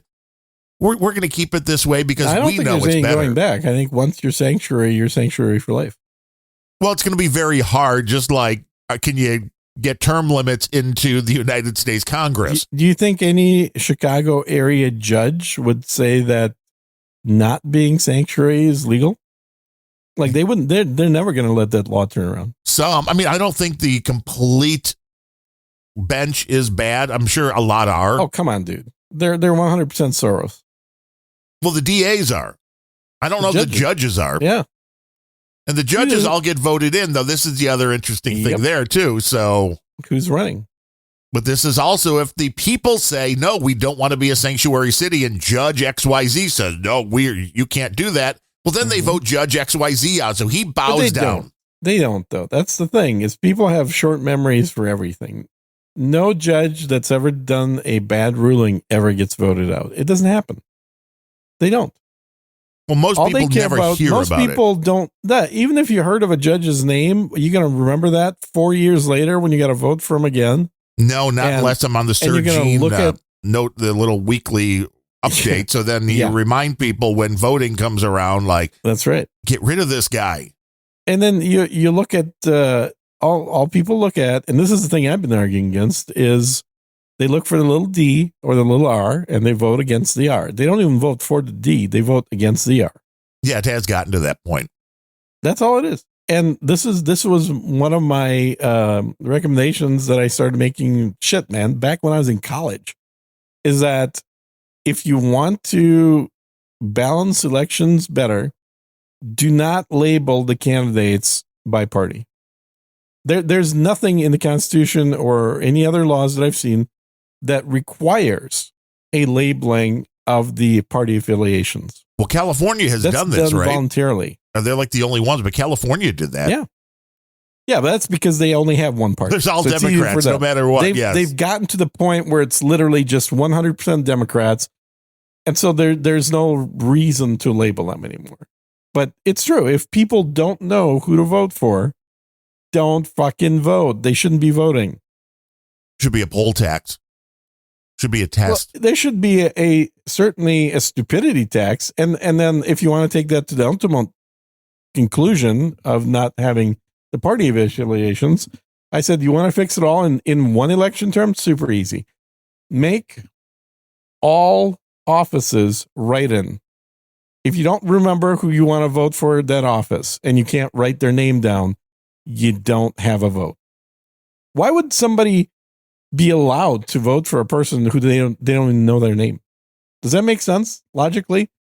Does that make sense if you're trying to construct a government that is representative? You say, well, people need to at least know who they want in office.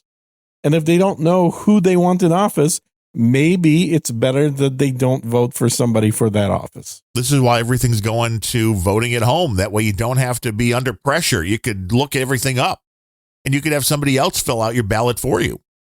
Yeah, we know exactly where that's going. Uh-huh.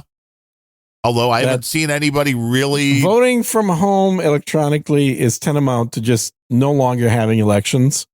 Correct. And simply allowing the biggest donors to control everything. Yeah, the concept that it can be fair. It can be fair, but will it be fair? No. No, we know how these things go. Yeah. We know that the breakdowns are there. Yeah, and without having that paper trail. We may end up having, we'll see. So I'm still sticking with my prediction from 3 years ago, which is that if Trump runs, Trump will lose. You really think? And again, I'm not saying that I want this because I'll be voting for Trump, but I still think the same thing that I did when he lost the last election, that if he runs, he will lose. They know exactly how to ensure that Trump loses. They got to get rid of Joey, though, right? I have no idea who's going to win. I'm just saying that Trump will lose.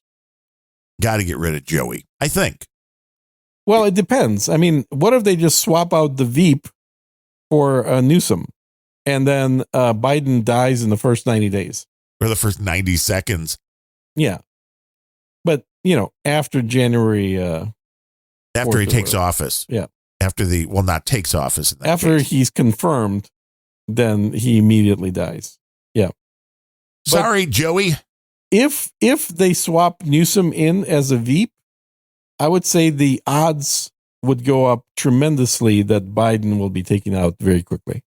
If they keep the laughing, she is kind of the laughing stock. I guess it's a good nickname for her. She's the laughing stock. If they keep the laughing stock, then... you can add a second laughing. It's the laughing stock. Then we're just all fucked because she will become president. But if they swap in Newsom, then you better, then you pretty much know that their plan is to sneak in Newsom because they don't think he would be voted in, but they'll get him in there no matter what. Can't you just wait for the Kamala Harris presidency and big terrorist attack? Madam President, what do you think about the 14 million children that were just killed? Well, there were children and they were killed. There were 14 million of them, and we need to think of that. While we're Thank thinking. you very much. Yes. Yeah. I mean, she has one brain cell. And it's barely hanging on, man. But I got to say, she must have one hell of a pussy. Probably. That's how she got from point A to point B. How Willie the Brown, hell do baby. you get to become vice president with one brain cell? If I can quote John C. Dvorak, fuck Willie Brown. That's how she got there. I think she fucked a lot more than that. Dale continues, Japan and Philippines are coming on deck. The U.S. wants Japan to patrol and monitor the Russia and China Arctic trade routes that they're developing. It's a week that way versus a month through the Suez Canal. That makes sense. Mm-hmm. It's like the world is not a simple place. There's a lot of moving parts. Yeah. A lot of deals being made. And Russia and China, those two, when you're putting them in as a package deal, make a pretty formidable foe. Well, yeah, they have twice the nuclear weapons of the U.S. Yeah, I'd say so. Again, pretty formidable foe. Yeah. How do we know they're abiding by the rules? Yeah. They're probably not, and neither is the United States. Yeah, the U.S. has never been abiding by the rules, so what does it matter? Yeah. Dale says America's trying to put the woke away and get the corn feed and gumbo feed white boys joining up to go die in their wars again. Well, they definitely want to get rid of the white men. I mean, the smartest thing a white man can do is just not join the military. He says Tucker's the man, or Trump's the man to do it. I don't think that the Tucker, Musk, Tate, etc. alliance is to be ignored. They pretty much represent every disaffected young man out there. Plus, with Peterson's ARC thing, which is full of neocons, they've opened a branch here too. Seems like the beginning of a new patriotic movement. That just means you're going to go to prison. Well, yeah, you're white. You're a man. Yeah, we have a place for you. That's the thing about the U.S. is that for way too long, there has been the control of the conservative politics has been in the hands of essentially middle of the road Democrats. Guys like who's the guy from Utah? Mitt Romney. Yeah, guys like that. Like, he's not a hardcore Democrat, but he's a middle of the road Democrat. Wasn't he pretending to be a Republican? That's what I mean.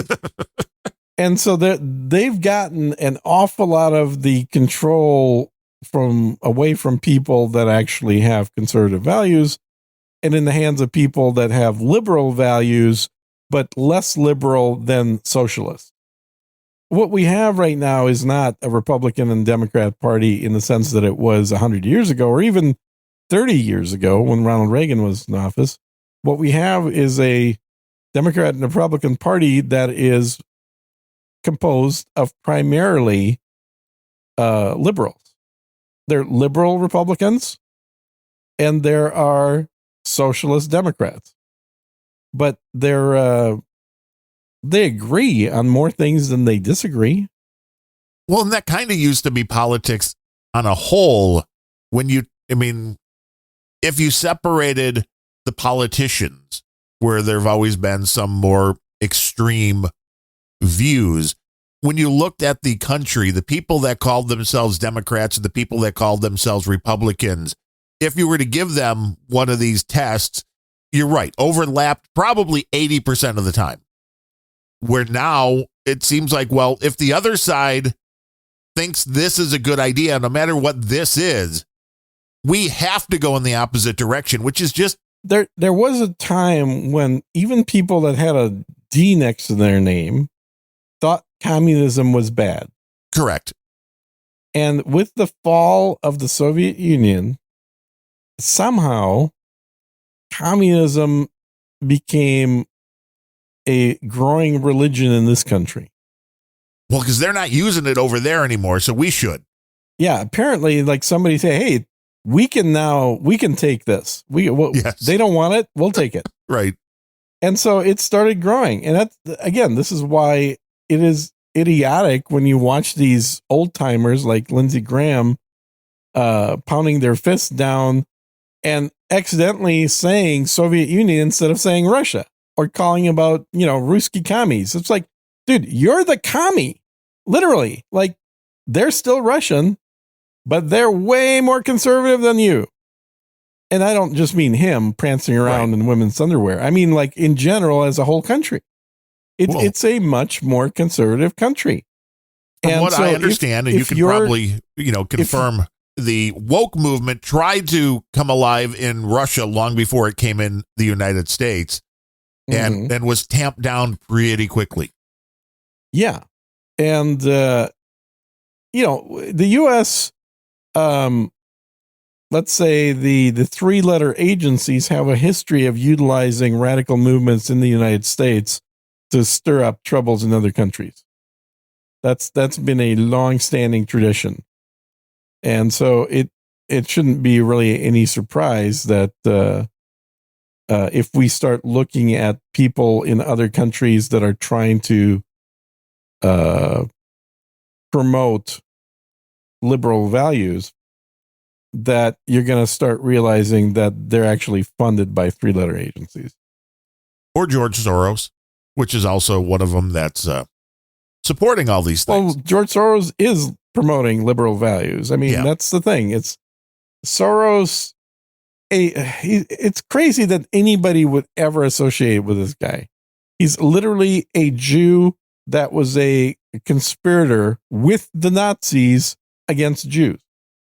And he said they were some of the best years of his life. And he said that, exactly. And yet no one seems to blink twice about having any kind of dealings with this guy. It's like, really? Well, I guess we shouldn't be surprised. We took the guy that built the V2 rockets and brought him to Alabama. We took the experiments that Mengele was doing and brought that to, what was the hospital in Maryland there? I mean, it's like U.S. has a habit of importing people that the rest of the world doesn't look too kindly upon. Yeah, well, and this is all about the world being under one happy government, one happy center of control. Yeah. That is the liberal utopia is, well, we don't want all of these separate, because like climate change, everybody has to be in lockstep. It's never going to happen, I don't believe, no matter how much money is thrown into there. But that is the liberal utopia rather than, let's let everybody handle their shit the way they want to handle it. No. Right. We want to control everything that they do. But yeah, well, and it's understandable. I mean, who doesn't want to control what everybody does? Yeah, everybody wants to rule the world. Did you remember that song from Tears for Fears? Of course. So right. They were prophets. It is right. Yeah. Everybody wants to rule the world. And I've always said I would be like the best despot ever. You'd be the greatest dictator ever known to humanity. If I ran things, it would be great. People would love. It'd be the best. People would love living in a country I ran. You would be like the Judge Judy for the country. People would just come before Gene. They'd make their case, and then they'd get their answer. Well, that sounds like work. I don't know about that. You have an AI to do it? Is that what you're... I don't need to know. It should be self-evident. I don't, if you craft laws that are self-evident, you don't need to have anybody coming before you. Have everybody just enforce their own. Yeah. Yeah. And I'm a big believer in consequences. karma's a bitch, but if we let karma actually play out, there'd be less bitches around. Probably true. Karma is a boyfriend. Some of the Karma biggest is a god. problems that we've had are the result of interfering with nature. And I don't mean that in the greeny sense. I mean that in the rescuing people sense. Gotta let nature take its course. Somebody builds a house on a floodplain. Well, guess what? You can't get insurance. Well, and you can't force people to think the way you want them to think. Mm-hmm. I mean, if your case is good, make your case, but you can't force them. Yep. Which that's all what the left seems to want to do is, in fact, do the forcing. But Dale, they do. He concludes his note, and it was a good one. Oh my God, you're still not done? He says, "Merry Christmas to both you both and your better halves too." Gene, he is only one half. He says, "Stay unrelenting," and that's the only way we know how. And thank you, Dale, for being the main supporter. That's right. Of the Unrelenting Show. If you want to be like watch Dale. Darren steal that money. What money? Uh-huh. Did I say Dale sent money? I was $19.89. Isn't that what I said? Exactly. Go to unrelenting.show. All of the information is there. And it's appreciated. And you can Boostagram. It's a podcasting 2.0 thing. If you're not Boostagramming the show, you must hate Adam Curry. Why do you hate Adam Curry is the question. You should be sending Boostagrams to show. Podcasting 2.0 is the way. I'm really starting to wonder if we just don't have any listeners outside of the people listening live, because if you look at the donations through the sats coming in, I mean, they're all tiny, but that's as expected, but they literally only happen today, like on show days. And I don't believe for a minute that when you release the episode later in the day, that people will instantly listen to it while they're streaming sats and then be done with it. I think most people just have the streaming sats turned off. That's my bet. Agree. Except when they're live. The live definitely brings more out. Well, I think that's reason. the only people that are really into the tech enough to have sats turned on are also the exact same people that listen live. Yeah, they want to see the little thing light up so they know when you're live. And everybody else just like podcasting 2.0 app. I already have a podcast app on my phone. Why would I need that? Exactly. So I think the Curry needs to go and do a better job proselytizing. The Curry. The Curry. Net says, don't hate the player, hate the memes. Exactly. I hate the memes. Hate the memes. Yeah, because we need more people to start using those apps, and the app developers should really like put in a default amount that is more than 10 sats. Well, and it's a multiple, as far as I know, it's still a multiple app thing on your phone. It's, well, you need the one where your crypto lives, and then you need the one that you can pay from, and then they talk. Just like when I boost on the desktop in Podverse, well, I have to have GetAlby open and signed in for Podverse to take the money from there. And there's nobody, as far as I know, that is combining a wallet. For a while, Breeze was doing it, but then I don't think they've kept up with all the streaming sats and all that. But if you had something that combined the wallet along with the player, that would be the way to go. But the people, I thought Podverse was doing that as well. I don't know if the wallet's built in. So forget, Podverse seems to be using the Alby wallet. So unless Podverse is moving to something where they host their own wallet, which wouldn't be again, I don't know though if they want to hold people's money or that's. Yeah, I think that's the biggest issue is most of these guys don't want to hold anybody else's money. But if you can fill up a wallet using Alby and then give the Alby API token to the podcast app, then it should do it all automatically on the back end.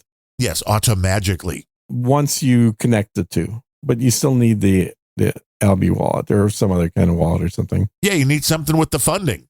And the problem is, yes, it's crypto, but there's the thing. Sats are not Bitcoin. And there's been too much of this like Satoshis or Bitcoin talk. And they're really not. Here's what it is.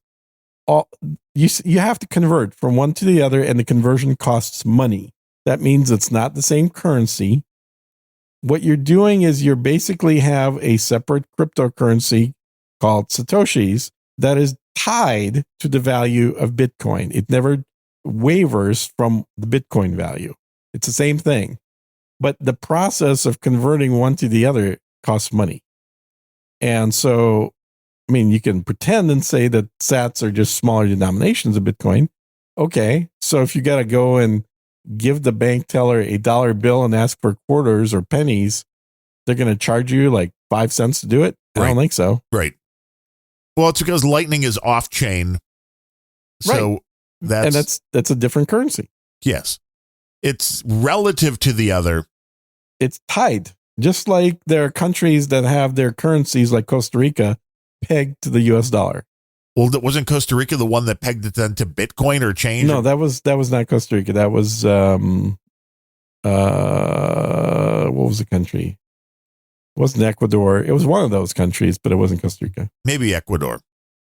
Yeah. It was a hell of a story when it happened. Like, we are forcing everybody to take Bitcoin as payment. It's like, but that's not as easy as it sounds either. Yeah, I mean, you could print Bitcoin money, but here's the problem with using Bitcoin as your currency, and this has been the same problem forever. There's too much volatility. You cannot have your currency going up and down 10% a day. Right, because like your coffee, is it? Yeah, your gas costs $10 one day, $12 the next day, $9 the day after that. Like people, nobody wants that much volatility in their currency.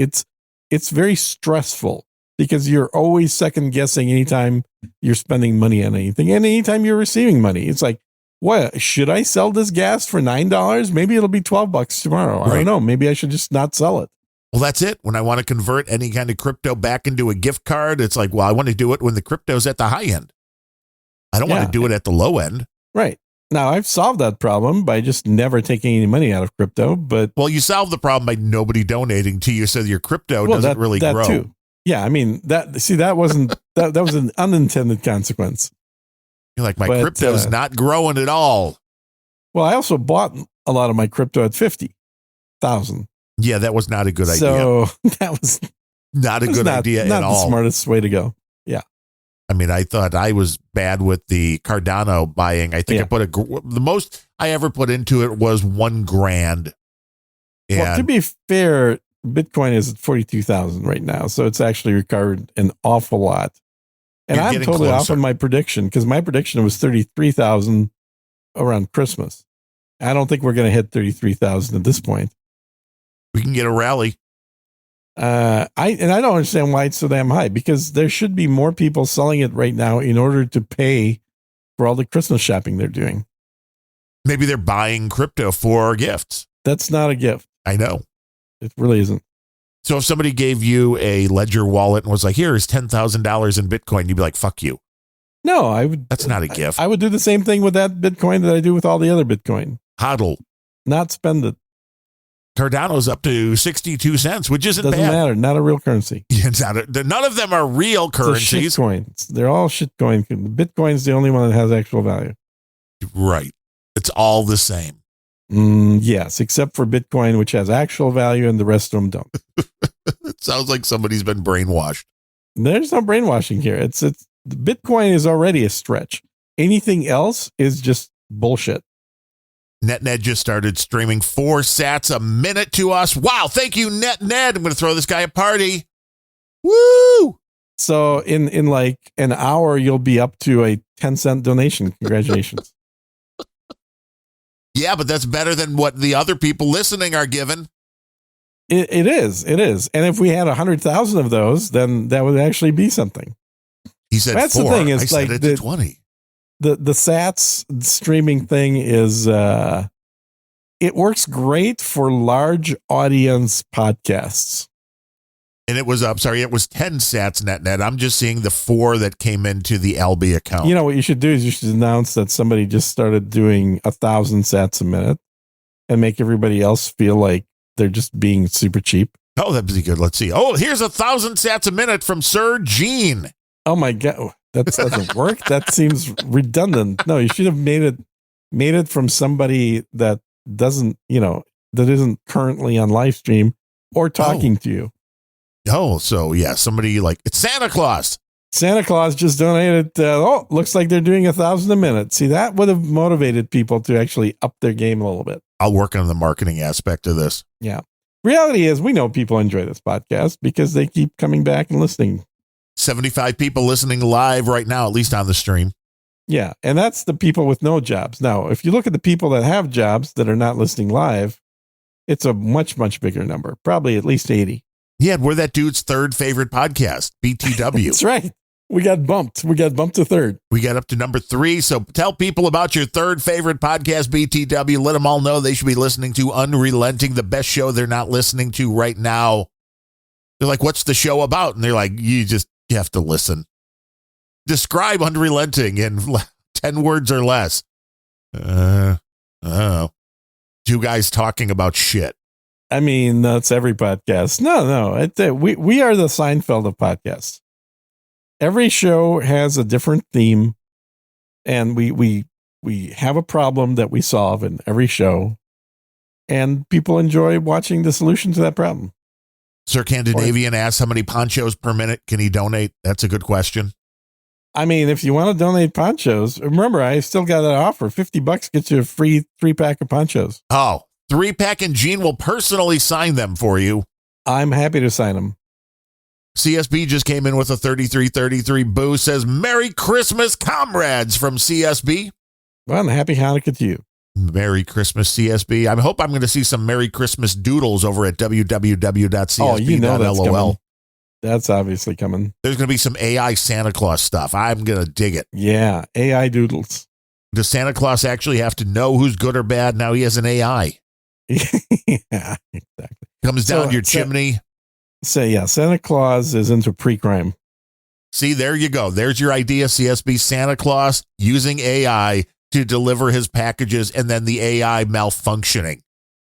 So you have a dystopian Santa Claus movie idea? Sure. I mean, that right there. See, now, if only that was not an original idea, then it could be made into a movie. Sir Scandinavian says, every episode of Unrelenting is like a Scooby-Doo show. A lesson is learned. Mm-hmm. That's true. We are here to teach you. Without you knowing, we're teaching you. We're here to teach you. Yes. We may not know it, but we'll teach you. Exactly. And you don't feel like you've been taught. So it's not like, You don't feel like. Yeah, I have to listen to this again. Like going to school where you're like, the teacher is really, really boring. No, Gene just brings these adventures of his to life. And he has real life experience, allegedly. Sometimes, allegedly. Hey, a new spaceship came out. See, Brooklyn's starting to stream sats now. Yeah, he's coming in. Nice. A little bit hotter than NetNet. Ha ha. Ooh, get some competition going. Yeah, looks like maybe that says MSAT total 50. Was it 50? The way that they do it in Get LB is not the. Oh, I got a question for you. Did you see a movie? It's supposed to be on Netflix about the end of the world. Aren't there a few of those? It just came out, apparently. Then no. So it's famously produced by the Obamas. Oh, I heard something about this. Yeah. I haven't seen it. A line about not trusting white people. Well, why would you? If you're the Obamas? Why would you trust white people? I don't know. Was it followed by don't trust black people, don't trust brown people, don't trust anybody because people suck? Just white people. Oh, just white people. Oh, but that makes more sense. In that scene, you have a father and daughter naked in bed together, so I'm not sure exactly what that's all about. Say what now? Is this like something that... what? This sounds something like some bad stuff. I don't know. I don't have Netflix. So I was going to ask you, if you had that movie, if you grabbed a torrent of it, if you could pass that on, because I don't have Netflix, so I don't have any way to watch that movie. And I'm sure somebody in the audience knows what the title of the movie is. I don't remember off the top of my head. Yeah, I think we could probably find that for you. It's supposed to be something that's about the end of the world when there's like an EMP goes off or something. It's funny because, it seemed to have come out on the same week that I was at a conference about EMPs going off. Uh-huh. No combination there. There's no coordination. There's. I also have posted a video of black helicopters flying through Dallas yesterday. That was fun. You were in Dallas? Nope. You weren't on the black helicopters then? Nope. Definitely not. Nope. Were you Never controlling them remotely as if they were drones? No. That would be fun, though. Yeah. That would be a fun experience. No, apparently there's a number of videos of people in the Dallas area pointing their cameras up at a swarm of black helicopters flying overhead. Interesting. So these weren't your spaceships. And people are going to No. There's like three or four black helicopters. It's not a huge number either. When are people going to realize that there's space games where they think they're just blowing up random virtual aliens and stuff, or actually they're killing a bunch of people in a war zone? Yeah, exactly. You're like, that's happening. Yeah. Well, there's not a huge amount of difference between some of the AAA games that have drone controls in them and guys sitting in Utah behind actual drone control terminals. Which used to be, a lot of those guys used to be actually working for the CIA, or they were contractors for the CIA. There's also guys in Nevada, but the Nevada ones I think were actual Department of Defense guys, not CIA guys. But the drone controls are using literally the same joysticks that I have next to me. They're looking at a shittier quality monitor than I have, and they're flying the drones with essentially the same controllers that I have. Interesting. It looks like there's a couple different movies. EMP, although it looks like that's not new. No. After the end. Yeah, that sounds right. Yeah. And No Beret wants to know, is this a bonus length show? I mean, it may be. I'm not sure what a bonus length show is. I mean, the shows are always 2 hours whenever we start till Darren's wife shows up. People are looking at their counters right now like, this seems like it's over 2 hours. No. And the wife's not coming home for lunch, but I mean, we can go forever. So we're going to go another hour. Now, and then it'll be a 2 hour show by the time we're done. The other people that are taking over the stream at the top of the hour may not like that. No, it never goes on. Never happens. Nope. Who are those people that take over the stream? That's always the question. Well, I think they're robots, actually. They are completely AI now. Mm-hmm. Yep. I mean, it would be way easier to do the podcast if the AI could just do it for us. Hey, I sent you a link to a AI thing. There's actually a whole bunch of AI podcasting tools out there. And they're all automated. You don't have to do anything. The cool one that I saw that is kind of interesting, I want to try it out, is it creates mind maps out of the podcasts. Mind map. So it would. You know what a mind map is, right? Yeah. Well, so it's going to look at all the topics and try to Yep. monitor where they go. Organize them. See what Wouldn't that be interesting to see what a mind map of this show looks like? A lot of Taylor Swift. A little bit of that, unfortunately. A lot of Ukraine and Russia. Some of that, unfortunately, yeah. A lot of business talk. Some business talk. Poncho talk. A little bit of poncho talk, less and less. Spaceship talk. Some. Every show. Some. Yeah, a lot. Every show. A lot of spaceship talk. A lot of spaceship talk, every show. Yeah, so there's a new spaceship out in Star Citizen. Just came out. Which is the what the hell is the model number? Something Rambler. Nash? The Cutter Rambler. The Cutter Rambler. Oh, I like the Nash Rambler. Yeah, it's made by Drake. The singer? No, Drake Industries. Oh, I thought Drake, like Drake, no, the singer Drake. Not the Drake. But it's pretty cool. It's it has 2 seats inside, but don't if you're going through a hyperspeed like faster than light travel, don't get out of your pilot seat, go sit in the chair in the back, and then stand up. Because if you do, you're going to be left in the middle of space, and your spaceship is going to continue flying. Is that a feature or a bug? I know that from personal experience that I discovered when I first tried it. You know, in real life, that would hurt. I mean, it would not be fun because I was probably about a billion miles from anywhere. Just floating out there in space. I think, I think the full flight was like 59 million miles, or maybe not a billion, but millions of miles from anywhere. I think I was flying 59 million,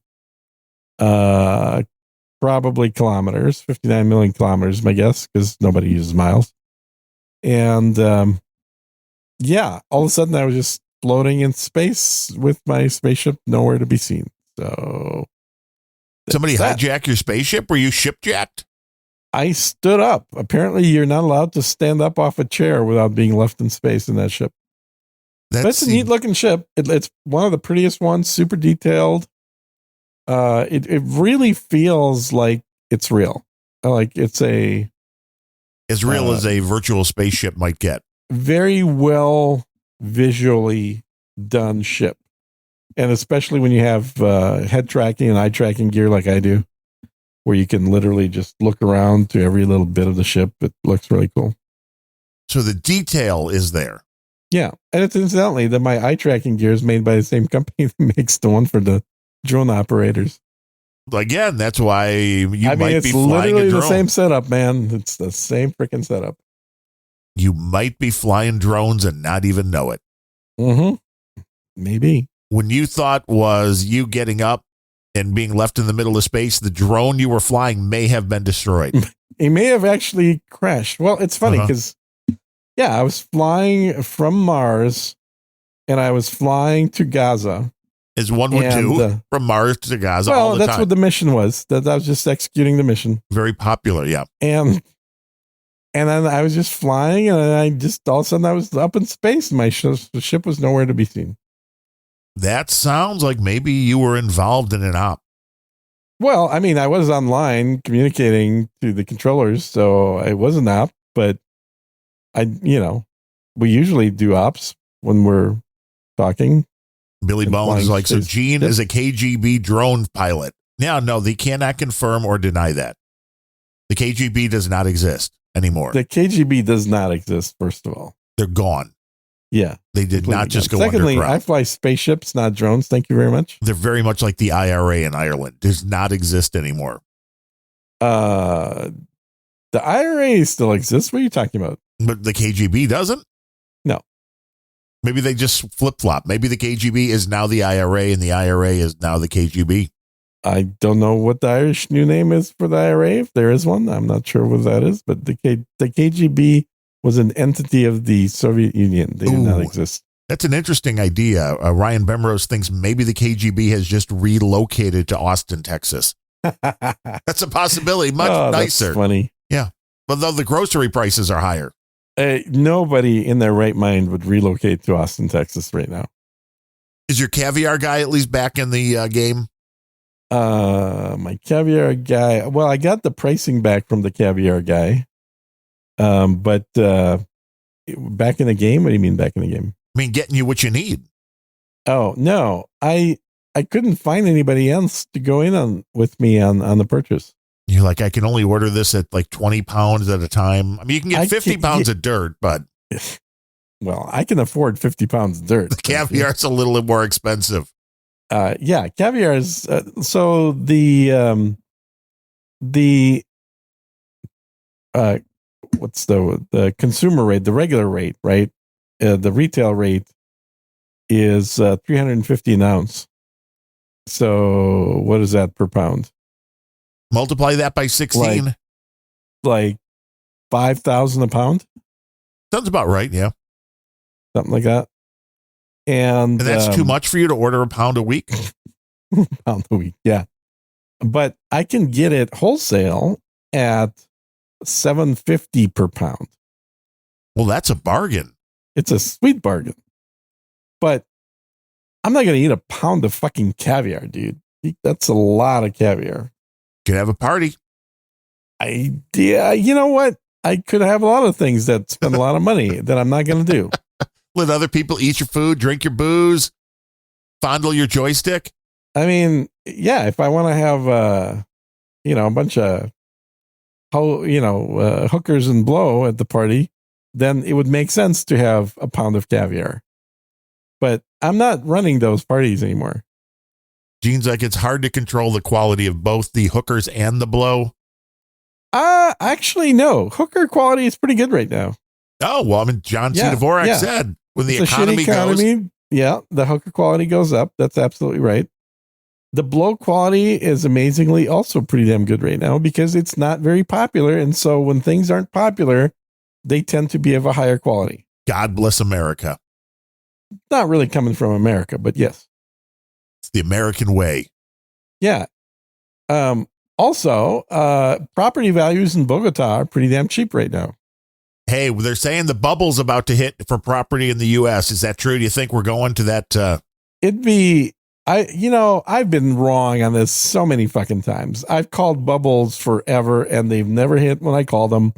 And then when I finally give up saying, well, I guess we'll never see a bubble. Boom. 2010. Boom. It was right about probably 6 months before the bust that we had in the big crash in 2010 that I finally said, I guess it's never happening, because I don't understand how we can have prices that keep going up. So the reality is here, actually, I have not been checking Austin prices, but I have been checking. I got a guy that checks all the prices in Texas for me. And the prices, like, kind of halfway between where Adam lives and Austin is the area I've been kind of checking, or a guy has been checking for me. The prices are definitely going down. There's a property that we looked at that was just over $1 million that is now going for $750. Bargain. But I think it's going to keep going down, because here's the thing: before it got to be $1 million, it was 140,000. Right, like 20, 30 years ago. Like 5 years ago. Oh, wait, 5 years. Damn. Yeah. No, that's a bubble. Yeah. Mm-hmm. Yeah. That's called Californians moving to Austin bubble. Yeah, we need some place to go. I mean, the stock market should have crashed by now, yet keeps going up. I don't get it. Yeah, I think they have too many controls to let that crash at this point. But yeah. Yeah, so I don't know. Housing value, but the real danger is that if we have too many people defaulting on their mortgages, then it's not going to be other people that buy the houses. It's going to be BlackRock. And you're going to go from owning a house and paying a mortgage to renting the same house. Yeah. And never owning it. Right. And never paying off a mortgage. A house mortgage is the only way most Americans save for retirement. Right, because the property is what you got. That's the single biggest piece of equity that the vast majority of Americans have is the house they live in, and what they're going to basically sell and live on when they retire. And if there's no money left in that when you retire, what happens, Gene? Well, the problem is if you rent, you're not putting any equity in. Oh, I know. Just buying a house for somebody else. And that's what the new generation seems to be doing mainly. We can rent. Yeah. And they're going to be renting forever. And because they're the biggest generation, the millennials are the biggest generation since the boomers, they are going to be able to vote in the people that will start increasing retirement benefits right about the time they start retiring. Genius. So they don't care about retirement benefits right now, obviously, but because there's years off of there. Right. I think the oldest of the millennials are in their 40s right now, mid 40s. Yeah, but the way people are dying in their 40s now. Yeah, well, you don't need to retire if you're dead, though. But I think right about the time they're in their mid 50s, so 10 years from now, I'm going to predict that there's going to be a big cultural American push to revamp Social Security and greatly increase the benefits, because while all previous generations have had Social Security simply as a supplement benefit to their personal savings, the millennial generation, having no actual savings, is going to say, well, I'm not going to vote for somebody that lets me die as a lack of money. I'm only going to vote for somebody that's going to vote to increase benefits. So it'll be too late for you and me. I mean, to some extent, right? We may see a little blip of increased benefits from Social Security right before we die. But for the millennials, I think they're going to start focusing on this even before they hit retirement age, to ensure that by the time they retire, that Social Security isn't going to pay you $1,000 a month. It's going to pay you $5,000 a month. death, your new alternative to retirement.